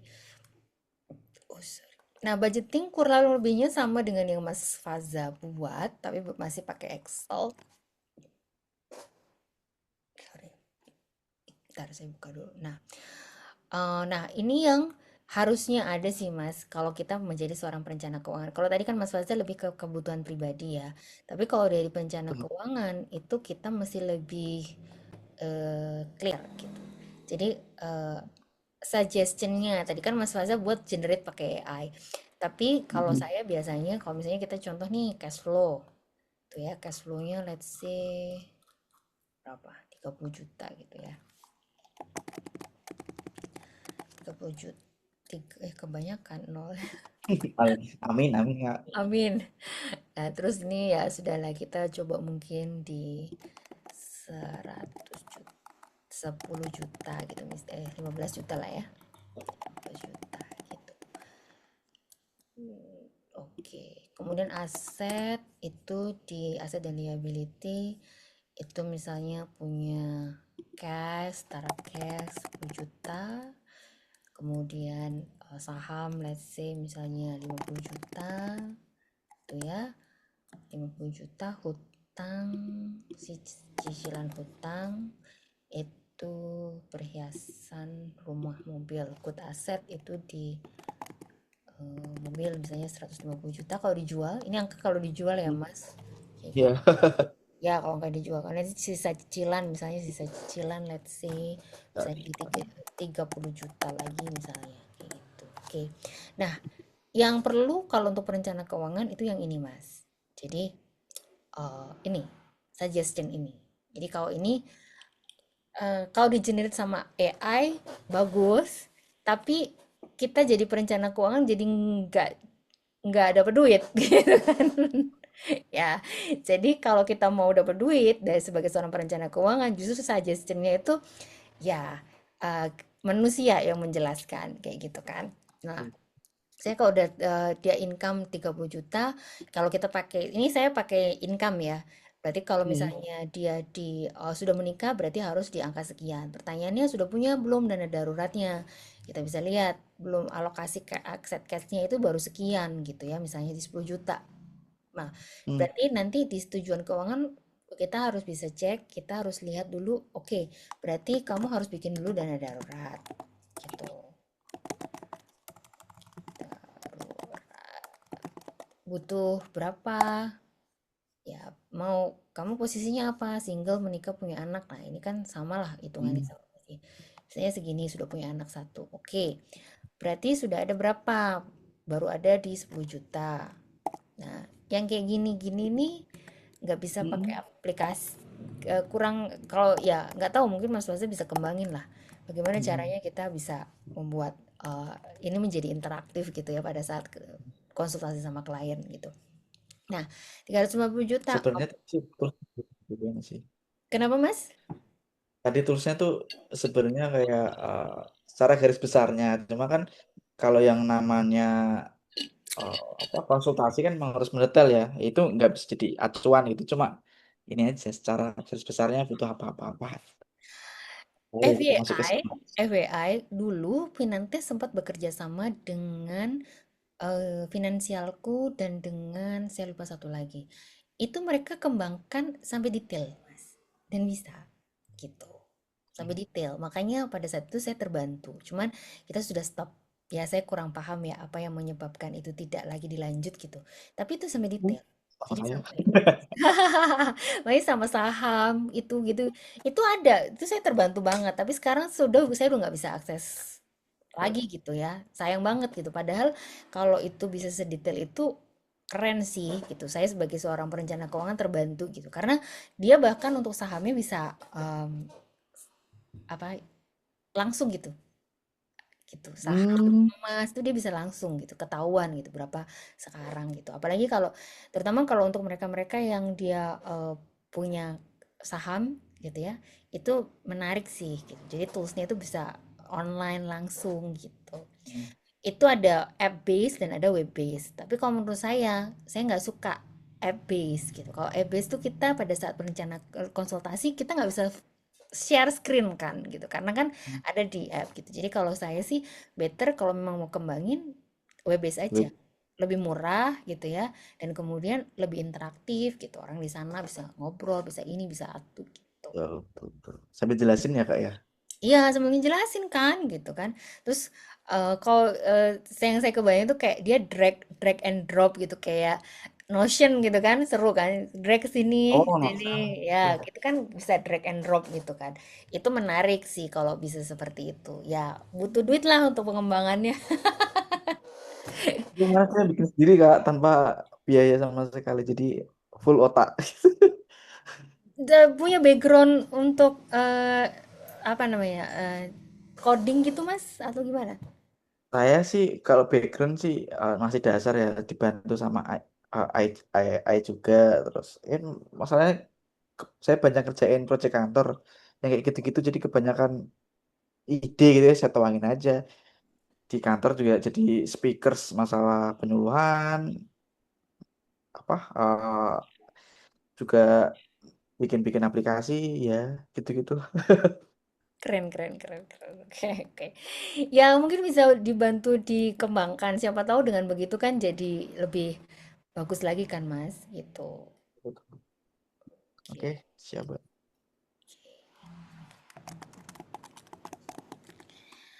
Baik, saya stop share. Nah, ini nanti saya akan kasih ke Mas Faza di grup gitu ya. Jadi itu bisa menjadi kalau nanti dikembangkan sebagai alat proses untuk konsultasi itu akan jauh lebih menarik gitu kan. Jadi kita bisa kerjasama lebih lanjut gitu di luar Siap. Finante. Karena kalau Finante sih ke barista ya gitu. Kalau misalnya barista mau langsung dengan Mas Waza juga nggak apa-apa gitu. Dengan saya nanti banding sama buku, sama barista Hmm, banding dengan nggak tahu apa gitu kan ya. Ya boleh dengan perencanaan keuangan misalnya. Ya monggo gitu, gitu, gitu. Jadi siap. lebih lebih keren lagi. Kita lanjut sedikit sebelum istirahat makan siang. Oke, saya izin share screen lagi. Oke. Nah, ini kan catatan keuangan pribadi. Saya nggak usah jelasin secara detail lah ya. Nah, oke, ini pertanyaan menarik nih. Menurut Mas Laza, apa yang biasanya dilakukan apabila anggaran itu surplus dan kalau itu defisit? Biasanya. Hmm, Ngapain, Mas? oke, kalau menurut apa yang biasanya orang-orang bilang anggaran surplus itu defisit. Kalau surplus dulu. Kalau Mm-mm. kalau kalau surplus ya, Mm-mm. sebenarnya kalau surplus sih pasti orang berpikir bahwa untuk jadi equilibrium, jadi sama. Nah, gimana caranya? Dibelanjakan. Nah, ini tergantung orangnya nih, beda-beda nih orangnya yang merasa aman nih, uang masih ada banyak nih belanjain buat konsumtif. Tapi ada yang berpikir maju, ini harus diinvestasikan, makanya dibeliin saham atau apa.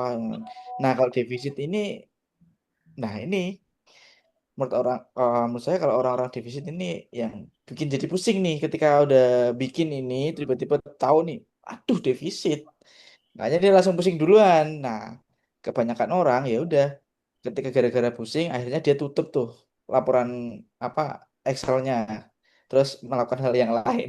Nah, tapi kalau orang yang berpikiran positif gitu atau yang bagus lah itu yang mikirin gimana cari tambahan biar jadi equilibrium. Kalau menurut saya sih pada intinya adalah membuat sama equilibrium antara biar nggak ada yang surplus atau defisit. Saya sih gitu sih Kak. Oke. Oke, jawabannya agak out of the box ya gitu.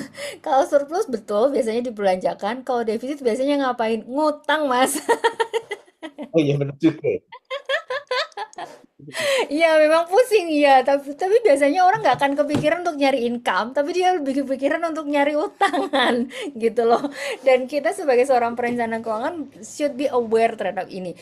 Jadi kalau surplus betul belanja itu jadi masalah nggak? Betul jadi masalah. Kalau defisit itu pasti ngapain orangnya ngutang itu jadi masalah nggak? Jadi masalah juga. Jadi dua hal yang kita mesti aware sebagai seorang perencana keuangan adalah kita memberikan edukasi gitu ya terhadap klien gitu bahwa eh, ya itu tadi kita save before kita keluarkan gitu. Saya sendiri pun sebagai seorang perencana keuangan nggak selalu bisa melakukan itu, tapi sebenarnya ada tools-tools yang kita bisa pakai untuk itu. Nah, kita bisa pakai tools budgeting nih, Mas. Jadi, langkah pertama setelah kita melakukan tadi sudah tahu nih petanya seperti apa dari penghasilan dan asetnya dari klien, kita bisa melakukan yang namanya budgeting. Itu. Budgeting, setelah budgeting kita masuk ke dia kita masukkan ke apa namanya?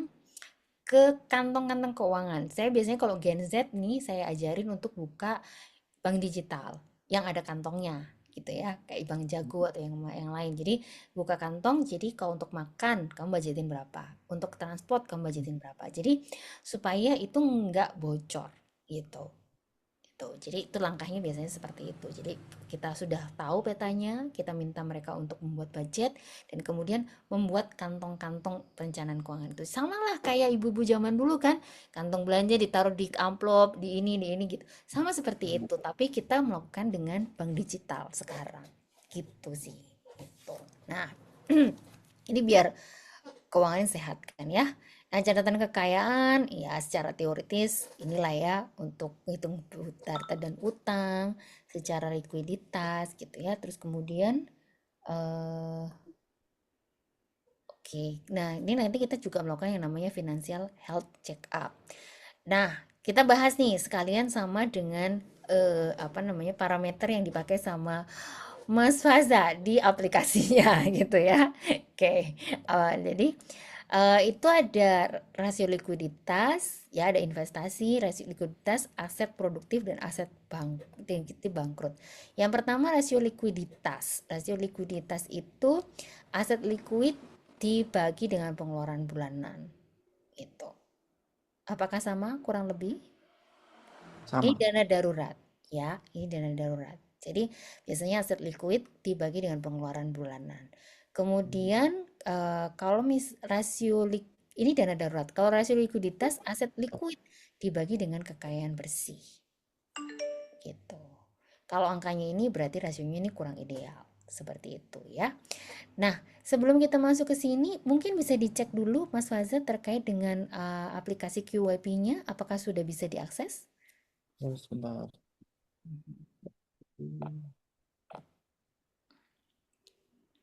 Saya cek dulu.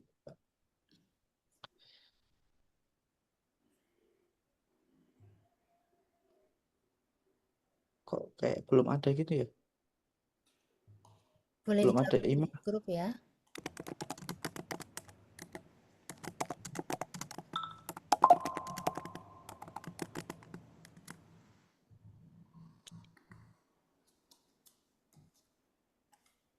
Ya, kita cek. Oke. Archive. Boleh di-chat di grupnya biar si Mas Robinya aware, Kak.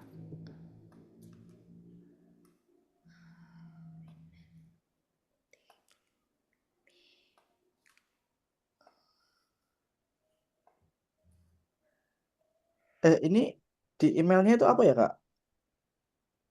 Hmm, Eh, oh, linknya. yang masuk email tuh oh, link ya. Iya, link KYP. Nih, saya WA ya di grup. Oke, masuk ke sana. Masih belum ada sih. Coba diklik aja, Mas. Oke. Ya,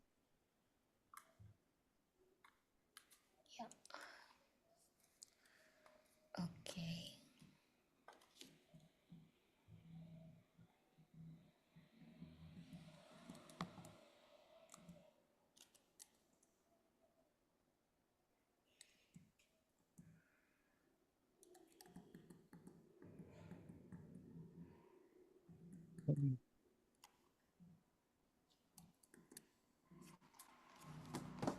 Berarti kita bikin dulu Kak, apa gimana Kak?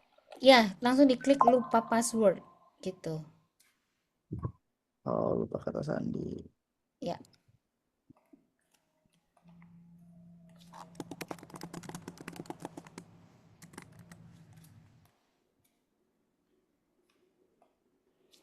Masih belum bisa Kak, pemulihan sandi. oh, pemulihan sandi. Coba Suka dicek, email Anda dengan penuh. masukin email ya. Emailnya sudah didaftarkan belum ya? Coba tanya sama Nah, sebentar. itu saya nggak tahu. Eh, Bentar ya, Ruby email mas.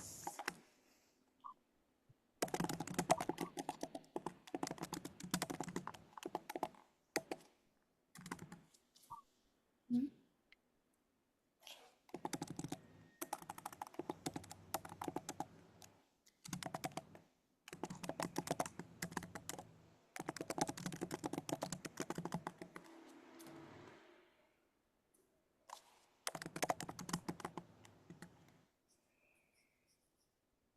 Nah, tuh. Aku tunjukin ya, Hmm. Mas Fazan. Ntar aku logout dulu deh. Logout. Logout. Ya, jadi ini kurang lebih nanti untuk parameternya untuk aplikasi yang Mas Faza kembangkan sendiri nanti mungkin bisa dicek and recheck gitu ya, parameternya disamain aja sama ini kayak gitu. Jadi ketika login masuk, kalau nggak bisa masuk lupa kata sandi gitu ya. Login pertama lupa kata sandi, baru nanti ubah password sehingga Mas Faza bisa masuk ke passwordnya sendiri kayak gitu. Oke. Ya, ini foto terawat, ini muka yang tidak terawat gitu ya. Cari foto update profile yang lebih cakep aja gitu. Terus kemudian nanti di sini ada facts gathering dan ada development book plan. Padahal. Ya, jadi ada facts gathering itu nanti sama sih sama kayak Mas Wazai itu tadi ya. Jenis kelamin, suku bangsa, tempat tinggal, kemudian telepon, fax, dan segala macam, anggota keluarga. Hmm. Terus nanti masuk ke jasa profesional kita gitu ya. Kemudian identifikasi kebutuhan. Apa nih identifikasi kebutuhannya? Yang utama dan hari tua, pendidikan, pembelian rumah, kendaraan, lain-lain gitu. Terus nanti aset dan Hmm. kewajiban itu mesti diisi juga. Kemudian nanti ada arus kas gitu ya. Dan yang terakhir nanti profil resiko. Profil resiko ini mengisi kuesioner. Jadi kita tahu profil resiko dari si klien ini apa. Kayak gitu. Jadi seperti itu contohnya. Jadi ini yang isi tuh kita dari hasil Interview. interview. Oke. Yes, gitu. Nah, kalau memang mau dipakai untuk konsultasi, biasanya kita minta duluan untuk diisi. Oke. Isiannya itu ya Kak ya. Ya, betul. Arus kasnya kayak gini, dia mesti siapin dulu. Dan kalau bisa sih, basicnya dari mana? Dari Excel yang tadi saya kasih tuh. Atau misalnya kalau Mas Hmm. Faisal pakai aplikasinya Mas Faisal, ya dari situ gitu. Itu backgroundnya. Nanti dimasukin ke sini. Gitu. Ini aplikasinya dari KYP Academy ya, ini yang resmi. Jadi nanti kalau misalnya Mas Waza kembangkan sendiri gitu ya, itu boleh, silahkan gitu. Tapi kalau bisa parameternya samain, biar nggak sia-sia belajarnya kan gitu. Gitu. Betul, betul. Ya itu sih kurang lebihnya Mas Faza.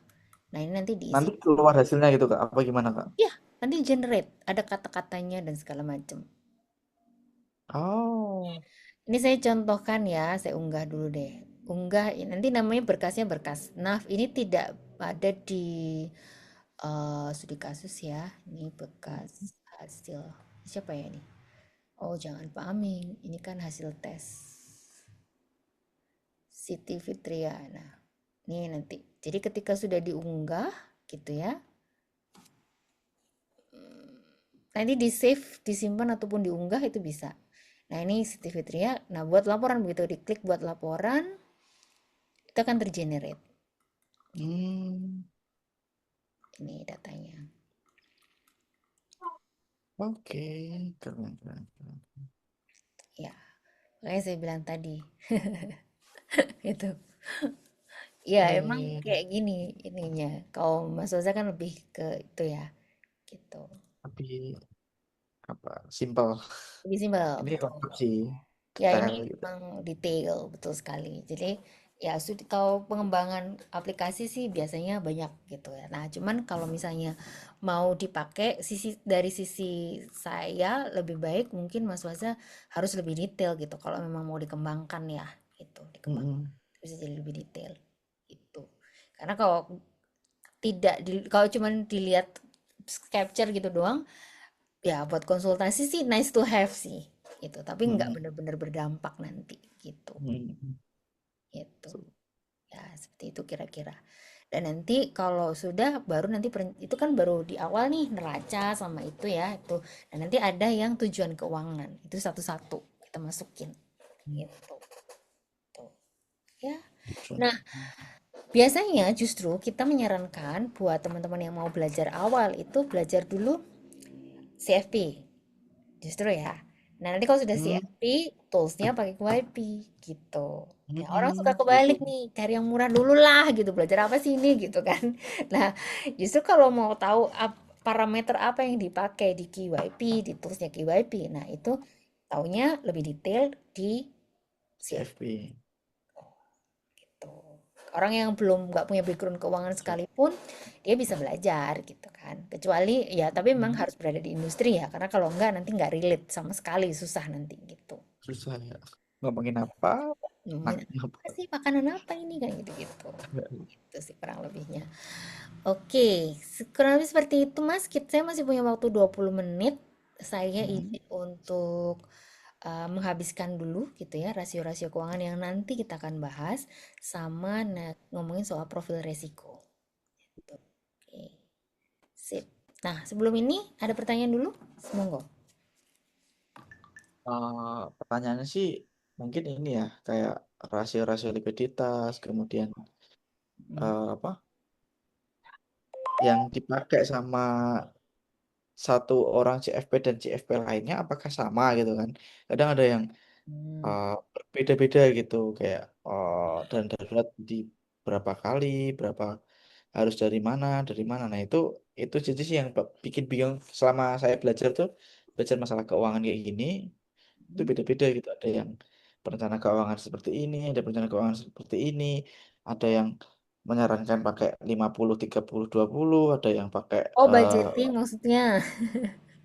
ya masa jangan sama rasio likuiditas. Jadi maksud saya setiap apa ya, setiap CFP kayaknya kok beda-beda gitu. Makanya saya pengen belajar lebih dalam itu kayak gitu. Ya, Ada yang beda. masalah Karena rasio ya. tergantung company-nya juga sih Mas gitu kan. Jadi kalau Hmm. beberapa perubahan itu suka nggak sama antara satu perusahaan dengan perusahaan lain, tergantung ilmu yang dipakai yang mana gitu. Kalau saya sih eh kenapa nggak sama ya? Ya kan nggak sama memang gitu ilmunya gitu ya. Jadi kalau saran saya sih memang kalau misalnya Mas Waza mau gabung di salah satu stop ya, stop siaran. Kalau itu pakai kondisi yang atau ilmu mazhab yang dipakai sama company yang Mas Faza ikutin gitu. Hmm. Itu beda-beda. Kalau Finante dia maunya 50 30 20. Ada satu nih rencana bijak, saya juga di sana juga affiliate ya. Itu 70 10 10 10. Nggak sama. Sedangkan kalau saya sendiri, saya nggak pernah matok klien untuk begitu. Itu tergantung dari hasil dia punya laporan keuangan. Gitu. Hmm. Jadi hasil laporan keuangan itu rasionya berapa sekarang gitu ya. Asalkan tidak kayak misalnya gini, utang. Utang itu minimal itu utang kan ada dua jenis nih, Mas Waza. Tahu ya? Utang apa dan Produktif, apa? konsumtif. Produktif dan konsumtif. Berapa persen? Kalau semuanya menurut saya 30 semuanya Ya, secara untuk dijual ya dari CFP itu maksimal. 35% maksimal. 20 itu utang produktif, 15 Oke. itu utang konsumtif. Gitu. Selama tidak keluar dari sini, budgetingnya masih oke. Kayak gitu. Investment berapa persen minimal? 15. 10. Oke, 10. Ya, proteksi keuangan, jadi bayar premi dan yang lain-lain, itu juga di 10%. Gitu. Tabungan itu 10% minimalnya. segitu gitu. Nah, Hmm. kalau misalnya rasio likuiditas dan segala macam itu sama kok, nggak ada perbedaan. Cuman yang apa namanya, kalau untuk aturan CFP itu segitu, gitu rule-nya gitu kan. Jadi kalau saya sih sarannya ya ikut aturan FPSB lah gitu. Iya, biar sama gitu kan. Nah, memang kadang-kadang suka ada yang ada punya formula sendiri dengan comprehension dan penelitian yang dia punya sendiri gitu ya, maybe gitu. Nah, cuman sih kalau saran saya ya sebaiknya ikuti aturan CFP aja biar lebih Standarnya itu. benar. Ya amannya begitu. Kalau ditanya, ya CFP gitu. Nah, nanti pada saat Mas Waza mengikuti pelatihan CFP ketahuan gitu. Kenapa kok angkanya segitu gitu, nggak yang lain kayak gitu-gitu. Gitu sih. Gitu kurang lebih. Oke, siap-siap Kak. Nah, sekarang kita bahas dulu sebentar ya. Continue to share. Hah? Kok agak aneh nih saya punya. eh, Oke. Yang terakhir adalah risk profiling test. Nah, kalau risk profiling test ini sama sih, biasanya kalau orang beli produk investasi suka ditanya ya, gitu kan. Ini juga pada saat kita melakukan yang namanya perencanaan keuangan, kita juga lihat apakah si klien ini itu punya apa risk profilnya. Jadi, ini gabungan dari risk capacity, risk tolerance sama risk aduh, risk Well, requirednya. Betul. Nah, jadi kalau menurut Martin Cabrera gitu ya, when investing it's important to choose the correct risk profile that best match of your saving goals and risk tolerance, which following asset can rank for most at least risk gitu kan. Nah, kalau profil risiko mengukur apa? Mengukur tingkat kemampuan seseorang dalam mengambil sebuah keputusan yang penting. Ini menggunakan pendekatan kuesioner dan kemudian ada beberapa versi yang bisa Mas Wasa dapat secara gratis di online gitu ya. Gitu dan biasanya kalau di lembaga perencanaan keuangan mereka mengembangkan sendiri. KYP juga ada gitu ya, sendiri. Atau kalau perusahaan asuransi atau investment, mereka biasanya juga mengembangkan sendiri seperti itu. Kemudian ini sebaiknya melakukan second opinion, jadi tidak langsung pakai itu gitu ya, tapi kita inquiry juga dulu, tanya sama klien, ini gimana, itu gimana, kayak gitu ya. Kemudian dalam perencanaan keuangan ini biasanya dipakai untuk investment. Nanti dia akan lari kemana nih dalam berinvestasi. Nah, nanti ada kalau menghindari risiko atau risk averse itu sama dengan tingkat inflasi untuk masuk ke instrumen investasinya. Sedangkan kalau yang hati-hati itu tingkat inflasi ditambah 3%. Nah, saya kasih contoh nih. Inflasi kita sekarang datanya berapa nih, Mas Waza? tidak nyampe 3 sih. Ya, 2,8. 2,8. Berarti kalau kita masuk deposito itu kurang lebih deposito ya sekitar segitu ya. Jadi kalau Mm-mm. risk averse, penghindar resiko, maka kita sarankan masuknya ke deposito atau reksadana pasar uang. Tuh. Oke. Kalau caution hati-hati gitu ya, itu tingkat inflasi plus 3. Kalau tingkat inflasi kita di angka 3%, berarti ambil yang 6%. Apa nih kira-kira instrumen investasinya? 6% saham ya. RDPT mungkin masih bisa. RDP reksadana saham masih bisa sih. Gitu. Hmm. Reksadana sih ya. Reksadana itu masih oke lah. Balance itu tingkat inflasi ditambah 5 sampai 6%. 9% lah kurang lebihnya. Itu kita bisa masuk saham sih, saham-saham blue chip biasanya. Itu. Saham Kalau chip.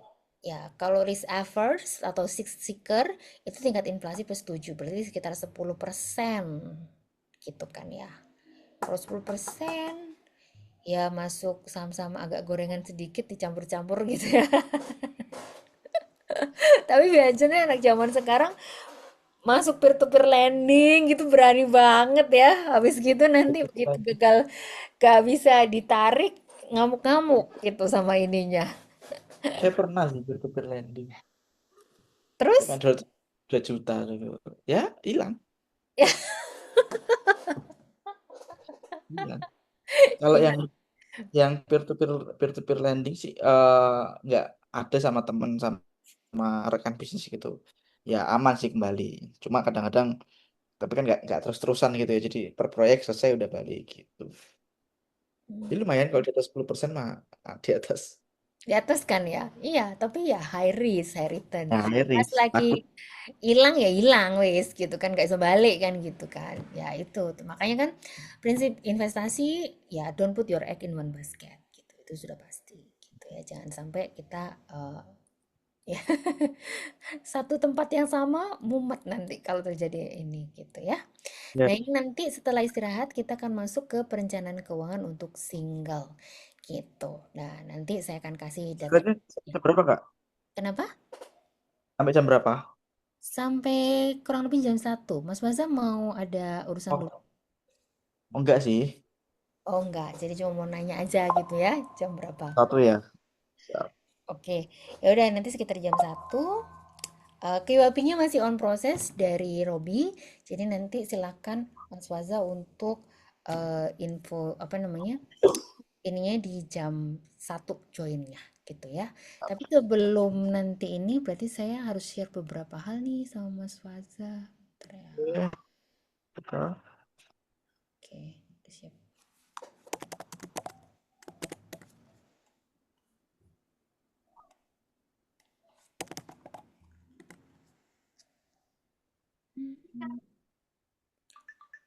Oke. Ini yang udah budgeting udah ya, untuk login juga udah. Nah, nanti ini untuk soal, berarti saya kasih untuk soal dulu. Oke, sebentar. Saya izin. Oke. Ini soal yang nanti harus dijawab pada saat kita masuk lunch time. Nah, nanti akan ketemu dulu sama Robi sebentar, baru kita ke si ini. Dan kemudian kita ngomongin harta. Harta ini nanti ngomongin waris juga nih, rame lah pokoknya. Saya habis ngurus waris nih, jadi agak lumayan. Oh iya. Ya masih fresh lah ilmunya. Jadi kalau yang terbaru-terbaru, insya Allah bisa nih. Gitu. Halo Fasa, halo Mbak Tari. Oh Oh ya, iya. silakan Robi, Oke, gimana? siap-siap. Fasa, sorry ada miscommunication nanti yang KTP boleh dikirim ya. Nanti Oh kita iya, siap. loginnya after after lunch aja. Hmm. Oke, thank you sebelumnya udah join, udah hubungin Mbak Rista ya. Sebelumnya dulu gimana Iya. kenalnya? Sekilas nih. Aku di apa Karista ngasih materi di Kanwil DJP, saya memang tertarik Oh. tertarik ya. Terus habis itu nanya-nanya, habis itu dikasih apa? Bonus waktu itu sejam untuk konsultasi. Hmm, hmm. Hmm, hmm, hmm, hmm. Tarik aja untuk di industri CFP ini. Mau sambil belajar-belajar mandiri, ngembangin sedikit aplikasi yang tadi saya sampaikan ke Kak Tari masalah budgeting dan juga ya sekilas untuk analisis keuangannya. Paling itu sih Kak. Sampai akhirnya Oh, mencoba untuk terjun, benar-benar terjun, eh, cobain nanti coba bikin konten-konten di IG lah. wih. DJP pajak ya berarti ya? Ya, DJP pajak, betul. Di mana? Di cabang mana? Aku ada temen tuh. Di Cikarang. Oh, Cikarang ya? Nah, Cikarang. Oh, wah lumayan ya. Masih Ya, ini ya, kejar target terus ya. naik 50% dari ini. Wah, itu gila sih. Pusing ya.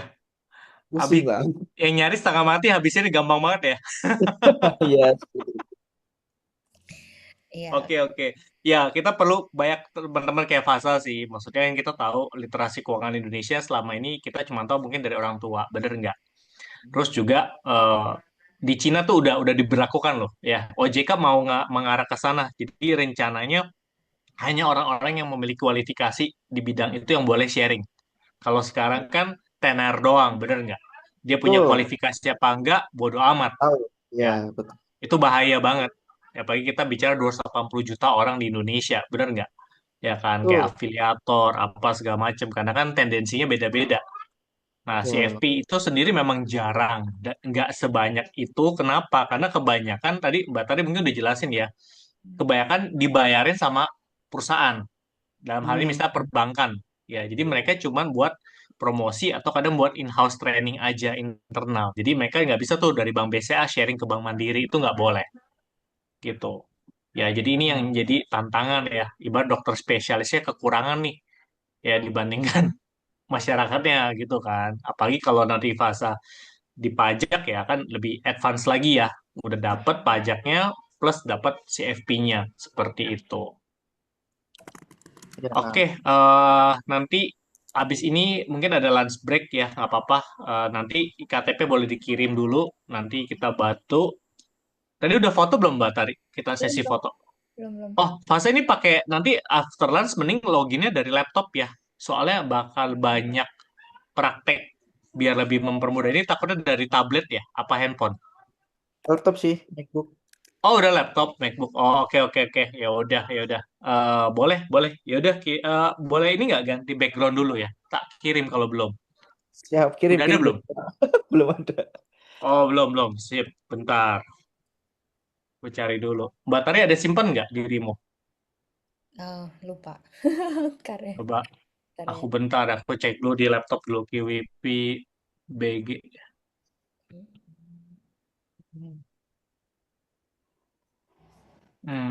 Coba.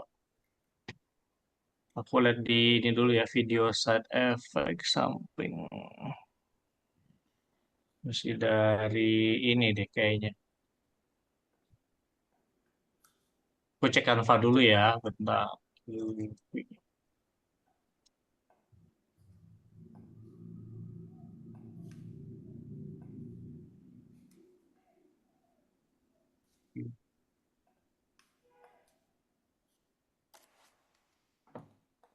Nah, wait ya, kayak di historis ada deh. Wait, wait, wait.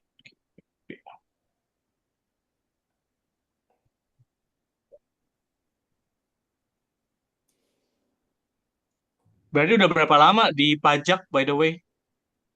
8 tahun, Kak. Berapa tahun? Udah 8 tahun, 8 tahun. 8 tahun. Dari stan dulunya. Stan. Berarti kakak kelas kamu kenal nggak ya? Si siapa? Edo, Edo. Banyak Kak, itu yang mana nih? Banyak ya. Oh, Tuh aku udah kirim tuh fotonya di WA grup. siap. Ya. Soalnya di pajak kan muter ya, jadi kita Oh iya ya, nggak boleh station di lama-lama ya, rolling terus ya. rolling terus. Tapi kalau Mas Yuki kenal, Enggak. nggak kenal ya. Dulu bekas pajak, Diskartes tahu lah ya kalau Diskartes.